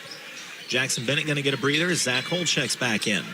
49-35. Eldon back to the 2-2-1. Walters ahead to Ollison. Tigers handle the press. Ollison goes to the rack. Takes the foul from Cody Tam, and he'll have 2 free throws of his own coming up. Talon goes over and helps Harmon up. Harmon will come take all your cookies if you make him mad. So. Then he's over there joking with Ryan Walters. I'd love to know that conversation going on between those two. Like I said, I think there's a lot of respect between these teams. Ollison's first COMC free throw is good. Timo to the bench. Braden Albrecht in for him. Second free throw is good as well. It's back to a 12-point game, 49-37. 5:30 to play in the third. Talon showing off the handles. Oh, spin move all the way to the rack. A lot of contact. Play on. Vansel has the board. He fires ahead to Braden on the fast break, who drops it off to Walters with a left hand off the glass. That's Versailles basketball right there. That was pretty ball movement. I thought for sure Braden was going up with that. The defense did too. And instead it's set up and wide open lane for Walters. Back to a 10-point game. How does Eldon respond? Bayshore steps it back out. He's got Bertelli on him. They lob it to Albrecht. He sees Cody on the back cut. The pass behind him is picked up by Braden. We get this down to single digits here. Braden maybe. Gonna get called. Yep. Stiff arm is not generally an offensive move allowed in basketball. Yeah, sometimes I could criticize kids for doing a little too much acting, but I don't think there was any acting there. No, that one was pretty. That was a pretty straight obvious. up stiff arm. So a turnover back to the Mustangs. Lead stays at 10. Talon gives it to Rhett. Rhett crossover. Fires it back to Britton. Thought about the three. Instead, he backs his man down, skips to the corner. Hole, corner three, halfway down, won't go. Rebound, still loose. Zach dives on it, and a timeout called by Coach Caudell. Smart. Eldon maintaining the possession. I believe just a 30 going to be taken here. That is the case. So we are back to a 10-point game with 4:34 to go in the American Sun Control third quarter of action. Neither team lacking intensity in this second half of play. Once again, good crowd on hand. See a lot of Eldonian people here. Eldonians, a lot of Versaillians. It's like Barnett. It used to be Barnettsville. What? For many years, yeah, that's what it was called. It was a ville? Barnettsville, yeah. And if you say it enough times, you start to understand why they dropped the ville. Yeah. Barnettsville, Eldonia. Versailles is just Versailles. No, it's Versailles. We're not even French. We're just the hillbilly version. Timu version. Inbounds is to Talon Hole. He goes to Ahart, the high post. Walters on him. They flare out Zach Holt. Kind of an inverted flex here almost. Bayshore, three, top of the key, off the back iron. He gets his own miss. Goes back up with a little floater, climbs over the iron and scores. Yeah, you got to do a better job of boxing out.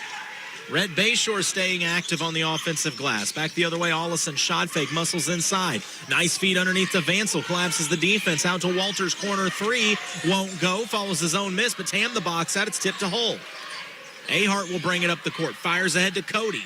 Cody steps into that mid-range jumper, it's pure. That is his spot. Cody Tam into double digits for the Mustangs. Walters races ahead, gives it to Braden Albrecht. He fires a three for the answer and gets it. Back to 11. Pace picking up a little bit as we go under 4 minutes to play in the American Sun Control third. Bayshore out on the corner to Ahart at the top of the key. He drives, jump step, inside, lays it up and in, and he's now crossed the 30-point mark as he's up to 31 in the game.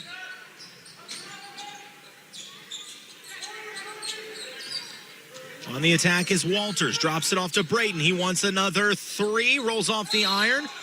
Offensive board for the big fella Ollison, but they're going to get him for a push, fighting for the rebound. Be his third, I believe. Yep.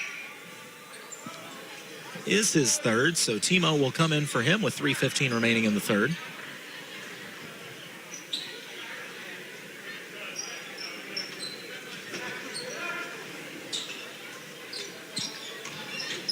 Talon brings it up for the Mustangs. Goes to Britton on the right wing. Shot fake. Drives inside. Wraparound layup. Won't go. Gets his own miss.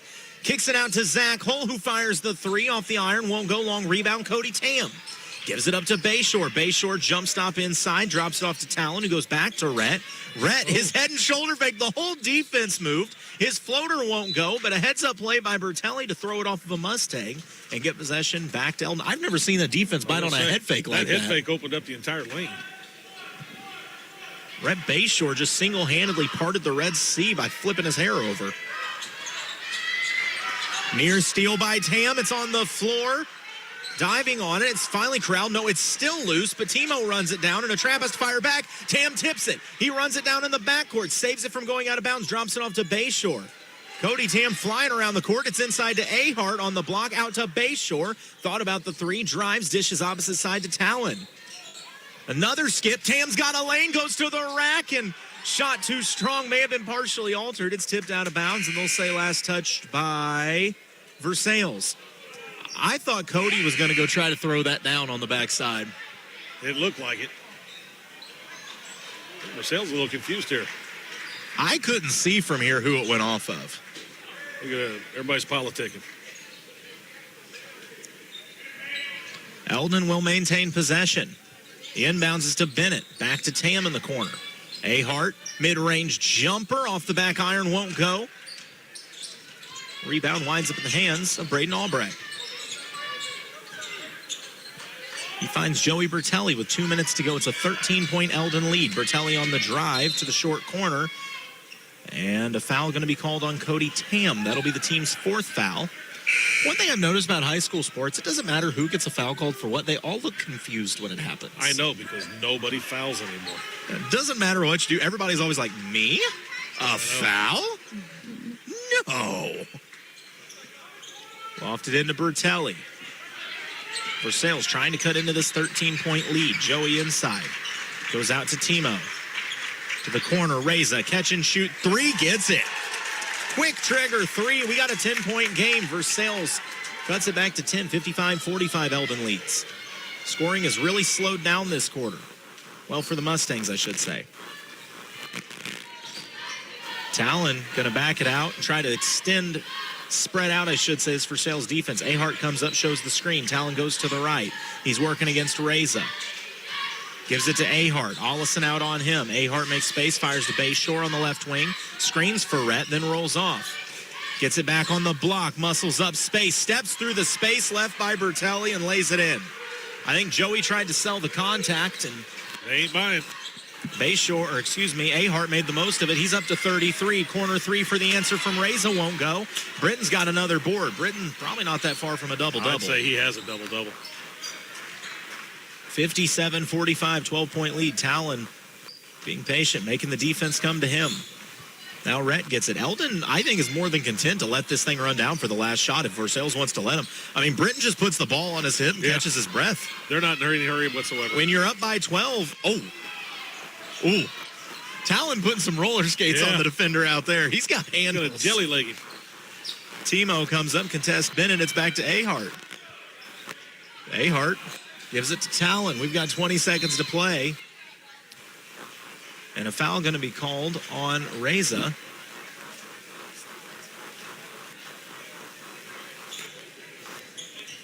That will be the fourth foul. So anything beyond this for the last 20 seconds would be free throws. Once again, Eldon, I think, did exactly what they wanted. They wanted the last shot here. As we hit 15 seconds to go as Talon gets ready to cross half court. He's got Reza on him. Makes space. Goes to Bennett. Bennett, wing three, got it. Oh, mercy. Eldon ran it down, got the shot they wanted. Versailles still time. Timo gets it up to beat the buzzer and hits it. A big answer from Big Timo cuts it back to 12. So we've played three, and Eldon leads Versailles 60-48. When we come back, you're listening to KS 95 Sports. Since 1844, Kidwell Garber Funeral Home has been a part of Versailles. They've seen the community grow. They've seen the community change. But one thing remains the same. Nothing's more important than our schools. Kidwell Garber would like to take this time to salute everyone involved in keeping Versailles schools a source of pride for the community, and to the students who always strive to do their best, whether in sports or academically. You are the future. From Kidwell Garber Funeral Homes of Versailles and Laurie. Reaching your fitness goals doesn't have to be tough at Versailles Total Fitness. Tara Grantham is a certified personal trainer and registered occupational therapist who can help you reach your goals in a safe, efficient manner. Get your membership set up today and talk to Tara about training so you can take the first step in becoming a healthier you. Contact Versailles Total Fitness at 573-789-6800 Monday through Wednesday from 9 to 5:30, or see them in person at 131 North Monroe Street in Versailles. As we get ready to enter as we get ready to enter the Jason Blankenship CPA fourth quarter, wrapping up the American Sun Patrol third quarter. Eldon with a 12-point lead, 60-48 going into this fourth quarter. Versailles made a run at it. Eldon pulled it back away. Big Timo hit a three to beat the buzzer. This game, still plenty of time for Versailles to make a run. Eldon trying to get a big win, number 11 on the season. Well, both these teams, it'd be 11 for either of them. Yeah. Vansel out on the right wing. Goes to Walters. Oh, Talon the tip. Winds up back in the hands of Ryan Walters. He goes back out to Braden Albrecht on the left wing. Eldon very active in the zone. High post is Ollison. Goes backdoor to Vansel. His layup won't go. May have been altered by Ahart. Yeah. Britton races up the floor. Drops it off to Bayshore. To Tam at the top of the key. They're giving him an awful lot of space. He takes off, drives to the basket, hangs in the air, and lays it up. Oh, mercy. If you give Cody a couple steps to start, good luck. It's back to a 14-point game. Timo needs help, finds Vansel. Over to Albrecht. Braden on the drive, hangs in the air, drops it off. Corner three from Walters won't go. Talon's got the board. Talon more than happy to just walk this up the court right now. And once again, he backs it out to half court. I think Eldon's made it very clear. You're going to have to extend your defense. We're going to spread you out and see. Oh, man. Okay, Talon's putting on a handles clinic today. Bennett gets it from Talon. He fires the three and hits. Jackson with a couple threes here in the second half. So Talon puts him on skates, and then Bennett buries the three. Timo quickly to Vansel. He tries a corner three for the answer and gets it. And you could hear him call for it. I could hear from here Vansel as he ran the floor say one more, and then made it count. So both teams putting up points, but man, I can't get over it. Talon Hole, he's had a couple crossovers now where he's went one way and the defenders wobbled back the other. Getting some of them video game moves in right there, isn't he? Where you just feel your legs lock up and you feel like I'm about to go down because of this kid's moves. Well, this Versailles cheerleaders just did a whole bunch of flips. Look at Bullard out there showing them up. I'm waiting to see. As the Eldon girls respond, are we going to get a goal-fashioned cheer-off here? What's that movie about the cheerleader fights? What is that? I don't know. Just Bring It? Is that it, or is that about dancing? Fight Club? I don't know. Which one are we talking about? I'm a Sopranos fan. I never watch any of that stuff. But, yeah, you got to give them the look and say, there, beat that. Eldon with the rock. They lead 65-51. 6:29 to go in the Jason Blankenship CPA fourth quarter. Inside Bayshore, backdoor Tam. His lay-in won't go off the oop, but he gets his own putback. One of these times, they're going to toss it up for Cody, and he's going to two-hand slam it. Bertelli under pressure. Goes to Vansel, high post. Albrecht out to Joey. He fires a three off the back iron, won't go. Bennett's got the board. Jackson Bennett brings it up the court. Talon has it.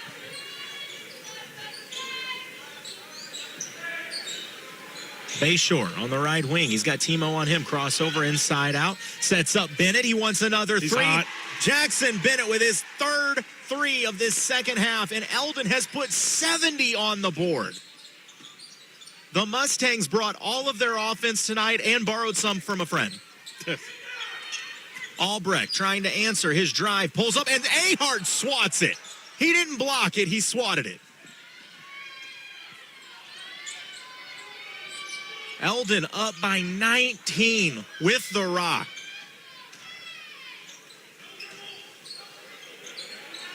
And Versailles with the steal. Walters on the run out. Drops it off to Vansel, who gets a lay-in on the right side. 5:04 to play. It's a 17-point ball game. Does Versailles have a run in them, or is Eldon going to get win number 11 here in the Tigers' house? And a timeout called by, I believe, Coach Caudell. It is a full. We'll take the break with them. 17-point game when we come back. You're listening to KS 95 Sports. As the new year rolls in, it's time for everyone's favorite thing, taxes. Okay, well, it may not be our favorite thing, it's something we have to do. Jason Blankenship, CPA LLC, is here to take the stress out of tax time. Whether it's W-2 and 1099 filing or business and individual taxes, the staff at Jason Blankenship CPA LLC is here to help with all your payroll, accounting, and tax needs. Give us a call at 573-557-2417 or stop in and see us at 401 East North Street in Eldon. Hey, Missouri, when you're looking for a reliable pit stop, look no further than Eagle Stop. Family owned with over 50 locations. Whether you're gassing up or grabbing snacks, you'll always get a clean, consistent, and quality experience. And you're going to want to reward yourself with snacks, drinks, and fuel discounts. Download their brand new app today. Earn points with every purchase. Eagle Stop, where your journey is their passion. Stop by today and see why they're Missouri's favorite. With 5 minutes remaining, Eldon leads by 17, 70-53. Full court pressure. Ben Peck into the game on Talon Holt. Talon goes over to Tam. Britt, don't even think about it. Those are fighting words. Stokes, top of the key, gives a jab step, moves to the left side, finds Cody Tam. Tam backs his man down, fires back out to Talon. The corner is Cody. I'm looking into Ahart. Eldon going to be very patient till they get what they want. Tam goes to Talon on the back cut. It's taken away. He goes to Ahart on the block. Ahart isolates, turnaround jumper off the back iron, rattles, won't go. It's tipped around and finally hauled in by Ben Peck. Versailles with the stop. Can they capitalize on the offensive end? Ryan. Oh, it's poked loose by Talon, who dives on it. Walters comes away with it. I think it's given to Timo, and a timeout called by the Versailles bench. Coach Caudell says, hey, did he have possession? Yeah. The ref says, I think, and Coach Caudell says it was on his foot. The ref's like, I don't know, that counts, maybe. And Wyatt's like, guys, I'm in the huddle already. Stop talking so loud. Too late. We already got it. Oh, it's always fun to watch the discussions between the officials and the ref. And I will say this, that's one that Coach Caudell probably would have been more upset if it's a closer game. By the way, there is a flip-off going on here at Versailles as these cheerleaders have been going back and forth seeing who we're going into their territory. Look at it, all the way to the wall. She just said 15 in a row. Bullard throwing it down to I goal. want to know, how many did the Eldon girls do last time? Oh, look at them, man. It is on. Look at the faces. Body language is not good by the Lady Mustangs. Well, that last girl, I will say, went the length of the floor. We're going to need a flip counter for these cheerleaders. Somebody just, when we got these pads for a reason. Let's go all out. I mean, I'm dizzy just watching. Go right up that wall and flip off the wall and then keep going backwards the other way. Now, that would be impressive. Kind of like how the swimmers do on the turn. Yeah, do one of those turns. You need a flip turn. I love it, man. Competing everything. This is fantastic. I don't know what Talon was politicking with the official about, but they both wound up laughing at the end. So Talon gives me that vibe that he's that guy that could talk an official into changing a call. Yeah, he seems like a pretty good kid. Likable young man. Reza gets it on the wing for the Tigers. 4 minutes to play, 17-point game. Bertelli down screen, frees up Albrecht. He looks to drive, goes back to Joey. Joey penetrates, drops it to Braden. 3, top of the key on the way, off the iron, won't go. Ahart with another rebound. Gives it to Talon, ahead to Cody Tam. Eldon going to take as long as they want on this possession. Bennett to the corner to Talon. Talon didn't even look at the rim. Cody drives from the top of the key, splits the defense. It's knocked loose. They're going to say last touch by Cody. Ball back to Versailles Tigers. So the Tigers trying to cut into this 17-point lead, but with only 3.5 minutes left, time is not their friend. Reza, catch and shoot, wing 3. May have been partially blocked by Tam. Timo saves it behind his back. It's thrown into the backcourt, though, and we'll go back to the Mustangs.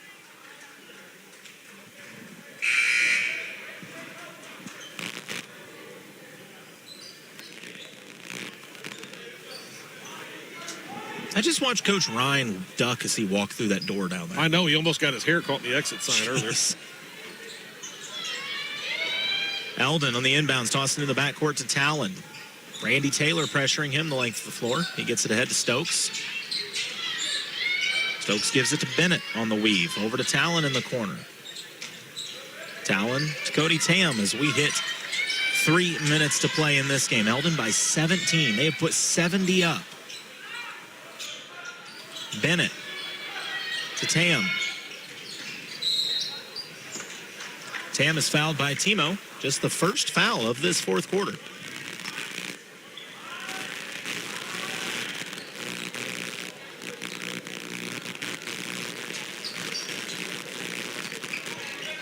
Eldon inbounding right in front of their own bench. They toss it to the backcourt to Bennett. Little weave with Talon. He sees a chance at the rack. He goes, flips hands, puts it up with the right. It won't go, but 2 COMC free throws coming up for Talon Holt.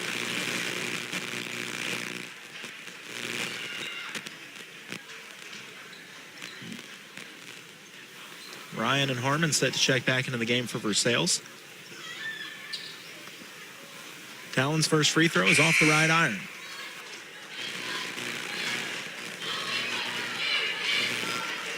Ryan and Harmon check in for Randy Taylor, Joey Bertelli.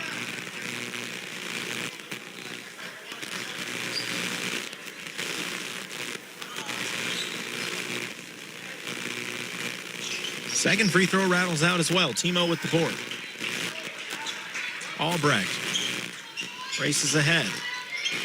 Calls for a screen, hits a crossover. It's knocked loose, but winds up in Walter's hands. He drives baseline. Job Bayshore. Oh, it's tipped by Talon. Braden tries to save it back, but he was already out of bounds. So Talon with good defense. Between Rhett and Talon, they're really making nothing easy. I think I just saw Coach Walters fist bumping in the crowd. You don't see that very often. He was double fist bumping. Coach Walters over here still coaching. No, he was a Jersey Shore fan. That was the fist bump. Yeah. Jersey Shore. Listen, that show, you got to kid. He was originally cast to play Snooki. Snooki. Man, talk about bringing a blast from the past of stuff I don't ever want to remember. Tam gets it to Talon on the back cut. Talon pulls it back out. Screen set by Bennett, goes back to Cody. Versailles, they were either trying to foul or Timo was, was a timeout called? Oh, I thought a foul was called. A full timeout called by Versailles. No, by Eldon. Okay, I'm getting more and more confused as this goes along. We're going to hold it here as we are nearing the end of this game. 17-point lead for Eldon. And I believe a lot of this is just Coach Caudell pulling his players aside to go, hey, listen, there's a chance they're going to start fouling. Secure the ball. Be ready for it. Hit free throws. Don't make stupid fouls on the other side. Keep the ball in certain people's hands and don't do anything crazy. I got to say, this has been quite the reply from Eldon. I mean, Eldon offensively had nothing for the Tigers on Saturday. No, they did not. Boy, they just looked almost tired. But instead, that was a grueling tournament, though, too. I mean, that's a lot of tough basketball in 1 week. But you look at the scoring here. I mean, Eldon's got a lot of offense from different guys. Yeah. Just on the board right now, you've got 6 from Talon. You've got 9 from Bennett. You've got 14 from Cody. And then 33 from Britton. So what you're saying is Eldon can score. They have it in them to do that. Absolutely. When they're firing on all cylinders, they apparently can put 70 on the board. Talon to Stokes. Stokes in trouble, finds Bennett. We're under 2 minutes to play. It's stripped and stolen by Randy Taylor. He throws it ahead to Bertelli. Bertelli on the run out right hand off the glass is good, and it's back to a 15-point game. Inbounds Talon Holt. Talon just brings it right up, handles the pressure. Into the front court, over to Tam. Cody goes to Talon. Talon kind of dribbles away from the pressure. And a reach-in foul is called on Braden Albrecht. Bayshore going to come back into the game. Check in for Bennett. Kind of at a point where you want to have all the guard play on the court you can. Yeah. 1:27 remaining and a 15-point Mustang lead. Stokes gets it. Albrecht's on him. Stokes turns the corner. and just pulls it back out, drops it off for Talon Hole out at the logo, who goes right back to Stokes. Stokes doesn't even think about the three. That's smart. Yep. Bayshore over to Stokes. I don't think Eldon cares if they take another shot. Stokes showing some handles off as well. Double team coming and a tie-up forced by Bertelli. Jump ball is called, but possession arrow will favor the Mustangs. 1:05 to play. When this game's done, definitely go tell them we want Britton, okay? Okay. Thank you, Britt. Appreciate you. Britt hates us. Ahart throws it into the backcourt to Talon. Talon races ahead. Randy Taylor, good defense on him, gives it up to Stokes. Foul called on Randy Taylor, but I'll give Randy credit. He had both hands out trying to keep him square with his chest. Randy's come a long way. 57 seconds remaining. We may just be deciding the final score here. Talon over to Rhett. Rhett on the drive, jump stops inside, drops it off to Britton, but it's picked off by Walters. Ryan on the run out, drops it off to Timo. Timo, transition three off the back iron, won't go. Fight for the rebound, and Talon just tipped it to open space. He didn't tip it to it. He's so smart. That was like the smartest move you don't even think about. He just tipped it where only his teammates could go run it down. Yep. Seriously, if Isaiah hiccups over there, he's going to have a concussion on the door frame.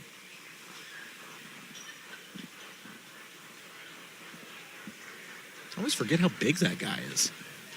Wonder if that helped him playing college basketball. I think that normally through history, they say it does help. First free throw is short. First kid to get a D1 scholarship since Barry Laurie in 1978 from basketball. That's a pretty good company to be in. Bayshore's second free throw short as well. A great player, but he's also an outstanding coach. What he's done with this Eldon girls program is phenomenal. Oh, he is Eldon girls basketball. Albrecht, deep three on the way, and he gets it.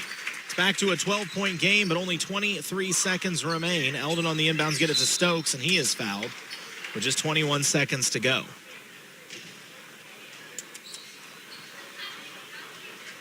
Yeah, it's amazing. He has such a way of coaching this that you can see the girls all buy in. I mean, they do what Coach Ryan says to a T, and I've heard enough chatter that this Eldon program is going to be a problem for a lot of teams for years to come. Yep. Stokes' first free throw is good. His first point of the game. That's crazy, too. Second one's good. Yeah, he had, 18 the other night on Versailles? 72-58, 14-point lead with just 15 seconds remaining. As Albrecht tries another three, halfway down, won't go. Talon the board. Will Versailles foul again? Bertelli just took it right out of Talon's hands and laid it. And look at Talon. He just lets it roll out of bounds. Doesn't pick it up. Lets it burn some extra clock. Very casually. Okay, I don't care. Throws it in, and the game comes to a close. Eldon avenges their Saturday loss as they defeat Versailles by a final score of 72-60. Your post-game show is coming up next. You're listening to KS 95 Sports.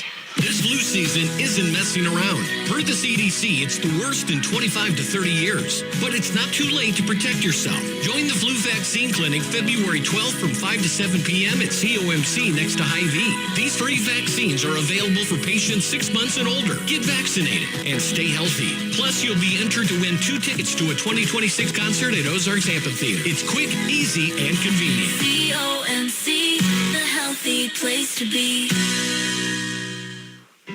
With a Citizens Bank debit card, you'll never have to wonder if your check will be accepted. Hi, this is Ryan Pryor from Citizens Bank of Eldon and Versailles. You can use your card anywhere a MasterCard debit card is accepted. To make purchases at your favorite merchant, get cash in an ATM, or to make a purchase online. Your purchases will be deducted from your checking account and will appear on your monthly statement. Ask for an application. Member FDIC. A hometown bank, a hometown friend. Since 1944, Carpenter Gunther Lumber Company, Morgan County's only locally owned lumber yard, has been providing the area with quality building materials needed for its building, remodeling, and repair projects. Because customer care is Carpenter Gunther's #1 goal, your project is always their priority. They take as much pride in your project as you do. Carpenter Gunther, where they put the home in hometown business. Stop by and check out all the progress at their new storefront at 227 North Monroe Street in Versailles. When you're looking for a new furnace or air conditioner, price is important, but warranty, reliability, and efficiency are big factors too. At DeGraff & Reed Heating and Cooling, you'll receive very competitive pricing on the industry-leading Air Ease products. Every Air Ease product is built on 80 years of experience, testing, and research. Servicing the Lake and Jefferson City areas for nearly 15 years, DeGraff & Reed Heating and Cooling for reliable products offered by reliable people called DeGraff & Reed Heating and Cooling. Back with our GT Brothers Automotive postgame show as Eldon defeats Versailles 72-60. Joined now by the head coach of the Versailles Tigers, Wyatt Espinoza. Coach Espinoza, I know not the results you wanted, but how'd you feel about your team's performance this evening?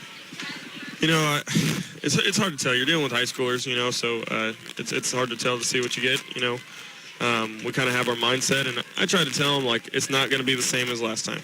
You know, it's not. And we prepared accordingly. It's pretty tough after, you know, a Monday, and we couldn't really get into the gym today because some other stuff was going on. But, you know, for what it's worth, I know they were trying their best. I know that they were out there put forth their best effort. It's just, you know, it is what it is. I mean, it's one of those games, as weird as this is to say, I don't think that either team played bad. I think it was just one team got red hot for a while, and there's not much. I mean, it seemed like you were throwing different looks at Ahart there in the first half, but sometimes when a kid's hitting, it just seems like he's hitting. Yeah, Ahart's a good player, and we have never had any disrespect towards him. He's very smooth, and he's tough to stop when he gets down there, and whenever he's able to step out and hit shots, I mean, 5 threes in the second quarter, that's tough. It is just tough. And it wasn't like they were all just wide open. They had some contested ones. He hit some deep ones. And that's just tough to deal with whenever you know, on Saturday he didn't hit a single one. So it's just, and again, it's high school kids and they have bad days. We didn't have our best day, and it is what it is. Now, with that said, I do feel like you guys were operating as a team tonight. I know that's been a big thing for you throughout this season. You don't see a lot of one-on-one basketball being played as of late. And I mean, talk about that growth for your team right now, because I don't mean this as a knock, but I think early in the season, the first couple weeks, you would see kids still want to go one-on-one and try to create their own buckets. I feel like the ball movement is getting better with your squad right now. Absolutely, and, you know, late in that game, we were trying to figure out, you know, how to attack that. They really spread out their zone, and they're long and athletic. But that's one thing we really focused on over this season is making that extra pass. And we do a lot of drills, and sometimes it doesn't come right away. You know, we got guys that can go one-on-one and get a bucket, but we know that we're better whenever we're sharing the basketball and playing as a team. Coach, what do you have coming up? Tomorrow we have Osage. Osage is a very, very talented team. And then on Friday, we get to go get an opportunity to spoil another court warming with California. So, and then after that, I think we got tipped in at our court warming. So, you know, we don't get a break. We played, you know, I want to say tomorrow's the 5th game in a week. So that's a lot, and we're going to rest up from this and go give it our best shot tomorrow. All right, well, good luck for you tomorrow, Coach. Appreciate you coming up. Always a pleasure getting to see your squad in action. Absolutely. Go Tigers. Go Tigers. That is head coach Wyatt Espinoza of these Versailles Tigers. I know they come up just short, not the outcome he wanted, but still a good showing from them. Well, here in just a moment, we will get to talk with Coach Caudell and Coach Ahart. They've been cornered by Coach Walters, so we'll see how this goes. But after a monster performance from the senior Britton Ahart, but we'll get them mic'd up here in just a moment. As let's see, we got that one there, this one here. All righty then. So we've got them with us now, Coach Caudell, and of course, senior Britton Ahart. Coach, I'm going to start with you. How'd you feel about your squad's performance here this evening? Extremely proud of the way that our guys responded after Saturday. You know, as I kind of talked to you, you know, before the game, that was one of the only games that I really feel like this year that we could look at and say, man, we left a lot out there as far as just effort plays. And so they responded really well. I don't think there was one time tonight that there was an effort play that we didn't, you know, get after. Now, obviously, they don't all go your way, but we did a great job of making sure that we gave effort on every single possession and every single play. Britton, you left a lot out on the court, specifically about 29 points in that first half. At what point in the first half did you realize, I might have something special going on this evening? To be honest with you, I didn't even know how many I had until I was at the free throw line my second time after my and one, and Brett was like, you have 27. I was like, is that accurate? And I was like, I'll just keep going from there. I find it hard to believe that in a conversation between you and Rhett, you actually say, is that accurate? But I think I get where you're going with that.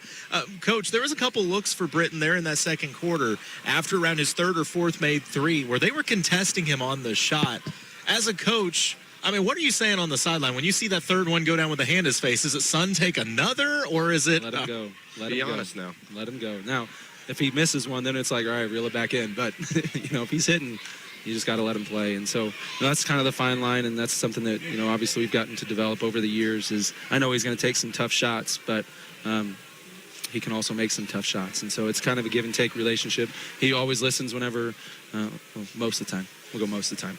Most of the time, listens whenever I tell him, maybe to instead of taking that one, like look to attack again or look to kick one more. But again, whenever he's flowing like that, he's just got to play. Britton, you guys were on a red-hot streak going into the Eldon tournament. Obviously, it didn't go how you wanted, and you wound up taking one on the chin from this Versailles squad. I know a lot of you guys know each other between Versailles and Eldon. I know there's still that old-school rivalry. Was there a little extra motivation coming in here tonight after getting beat in your own house on Saturday by the same team? Yeah, definitely. There were some conversations that the coaches had with us that we should probably not talk about, but they really motivated us.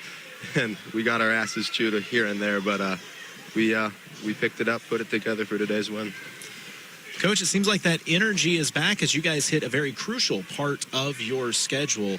What we saw tonight, 70-plus points. I guess it was 72 put up on the board. That's one of the best offensive outings you've had this season.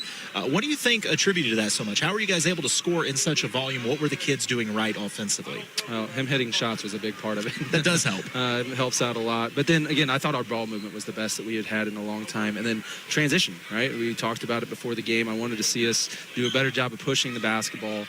Flowing right into, our dribble drive actions, and we did a really good job of that. Talon really did a great job of starting that off for us, and so sometimes he kind of does the things behind the scenes, and he may not be the one scoring all the points, but he kind of gets us all started and gets us going offensively. Britton, this is your fourth year playing for this Mustang varsity squad now. It seems like something is different with you guys. You hit win number 11 on the year. Instead of a I hope we win mentality, I get this vibe you guys expect to win when you walk into a gym now. Do you feel that difference with your teammates? And, I mean, just what is different about this team versus maybe years past? Chemistry, really. We've been playing with each other our whole lives, so we just come out here. We know what everybody's best at. We know what everybody can do, and we just go out there, give what we can, and we're very well coached. Also, Coach Caudell, where were you hiding Jackson Bennett at early in this season? This kid has been an absolute flamethrower for you guys. It took him a little bit to acclimate up to the varsity level. We knew he could shoot, don't get me wrong. We knew he could shoot early on, and we were excited about that. But again, it's more than just shooting, right? You got to learn how to, defensive assignments, and he's still got some things he's still learning on that. But for the most part, he's come a long way on that. And so, because again, you can, even if you hit, a couple of threes, if you're giving up a couple more, it washes out, right? And so, him learning, just what we expect defensively, picking that up really quick, and then he's been again, I think you asked me a couple games ago, with him getting more time, what's he doing to keep on the floor? He is rebounding extremely well. Yep. Does a great job. I would say outside of talent, he's our next best, blockout guy. This guy uses his athleticism a lot to go get rebounds. Jack wasn't blessed as much with that part yet. He's going to work on it, but he's a smart player, does the little things that we need him to do now. And then, again, we trust him to come out and hit shots too. And so really proud of the way he's progressed and grown as a player. And we're enjoying seeing him grow. Britt, I got to believe you were flirting with a double-double tonight if you didn't have it on lock. I am curious, do you know what your career high is? It was 27 before tonight. So tonight was the career high. You beat your career high in the first half. That's ridiculous. So you're an 11-win team now. The postseason is getting closer and closer. Obviously, now you get into the teeth of your conference schedule. What do you want to see out of your team these next few weeks? To be honest, some wins. I know we can go out there and compete with almost every team in our conference, if not every team. And I know what we have, and I know what it's going to take, and I think we can go out there and perform. I'm going to be honest, the way you guys are playing, I haven't seen an Eldon team play like this since I started calling games. So I have no disagreement that you can play with any team that steps on the court with you. Coach Caudell, what do you guys have coming up? Got Hallsville. It'll be a really good test for us. Hallsville's playing really, really well right now. Got two really good guards, and they can, again, going to be one of the hardest defensive assignments that we've had yet. And so, again, just like Britt said, I've told them right from the beginning that, I believe Coach Taylor and I and our coaching staff believes that they can play with anybody. Now they just got to go prove it. They got to believe it themselves. And so to see them come together themselves and really start believing in themselves, that was huge. And again, we took one, like you said, we took one on the chin last week. It was a really tough week.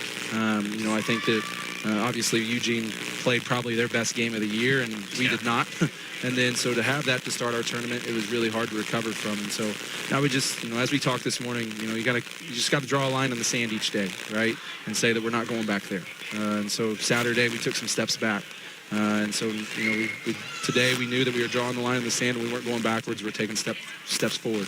As long as we keep doing that, I don't know what the wins will be, but I know that we're going to be a better team. All right, final question. Britton, I'm going to take the long drive with you guys on Friday. We're going to go have that game with you guys up at Hallsville. What do you think about maybe just getting another new career high on Friday? Hey, I'll try. That's all we can ask. Britton, wonderful performance. You, of course, are our player of the game, my friend. Coach Caudell, congratulations on win number 11. You guys were phenomenal tonight, and thanks so much for coming up to chat with us. Thank you, guys. I appreciate you.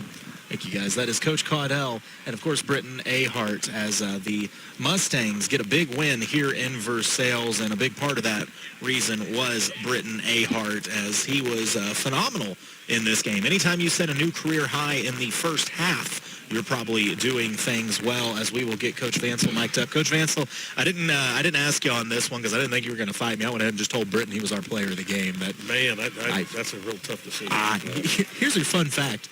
Britton's career high was Britton at halftime. Britton's kidding. Going into this, it was 27. Surprised. I can't believe he's never broke 30 before. Nah, he had 27 was his career high. He had 29 at half. So what a performance by that young man. Did he say what was going on? What happened? Did he eat Wheaties this morning? He said he didn't even realize he was having that good of a game until he was at the free throw line. And apparently Rhett Bayshore told him that he already had 25. Hey, he swears that he said, and I quote, "Are you sure the scoreboard's accurate?" When you swish 5 threes in one quarter, I think you're going to be probably on your way. Yeah, it was impressive. And Coach Caudell kind of pointed out, he's like, he was on one of those streaks after about the 4-3. He's like, as a coach, you don't say a word. You let him keep shooting. So turn him loose. I thought it was a great performance. I think Eldon showed us that this year they have taken a different step. They're not the team that wants to win anymore. They're the team that expects to win every night they walk into a gym. Yeah, that was a bounce back. They knew they didn't play to their full ability, and they came out here on our court, and they let us know about it. So, yeah, I mean, you got to give them credit. They're coming. They're coming, man. So much different looking than the team we saw in that Lynn tournament earlier on in the year. 100%. And for the Versailles Tigers, I don't think it was a bad game by any stretch of the imagination. No, but I mean, I think you ran into an offensive buzzsaw tonight in Eldon. So you look at the scoring here. Eldon, first quarter, 15, Versailles. 18, Versailles 15. Third quarter, Versailles 19, Eldon 17. Fourth quarter, 12-12. What was the difference? 25-14. Britton Ahart, literally in one quarter, won this game. That's all it takes. Well, what a night by that young man, and what a night by these Mustangs as they take the season series 2-3, and they get to win number 11 on the year.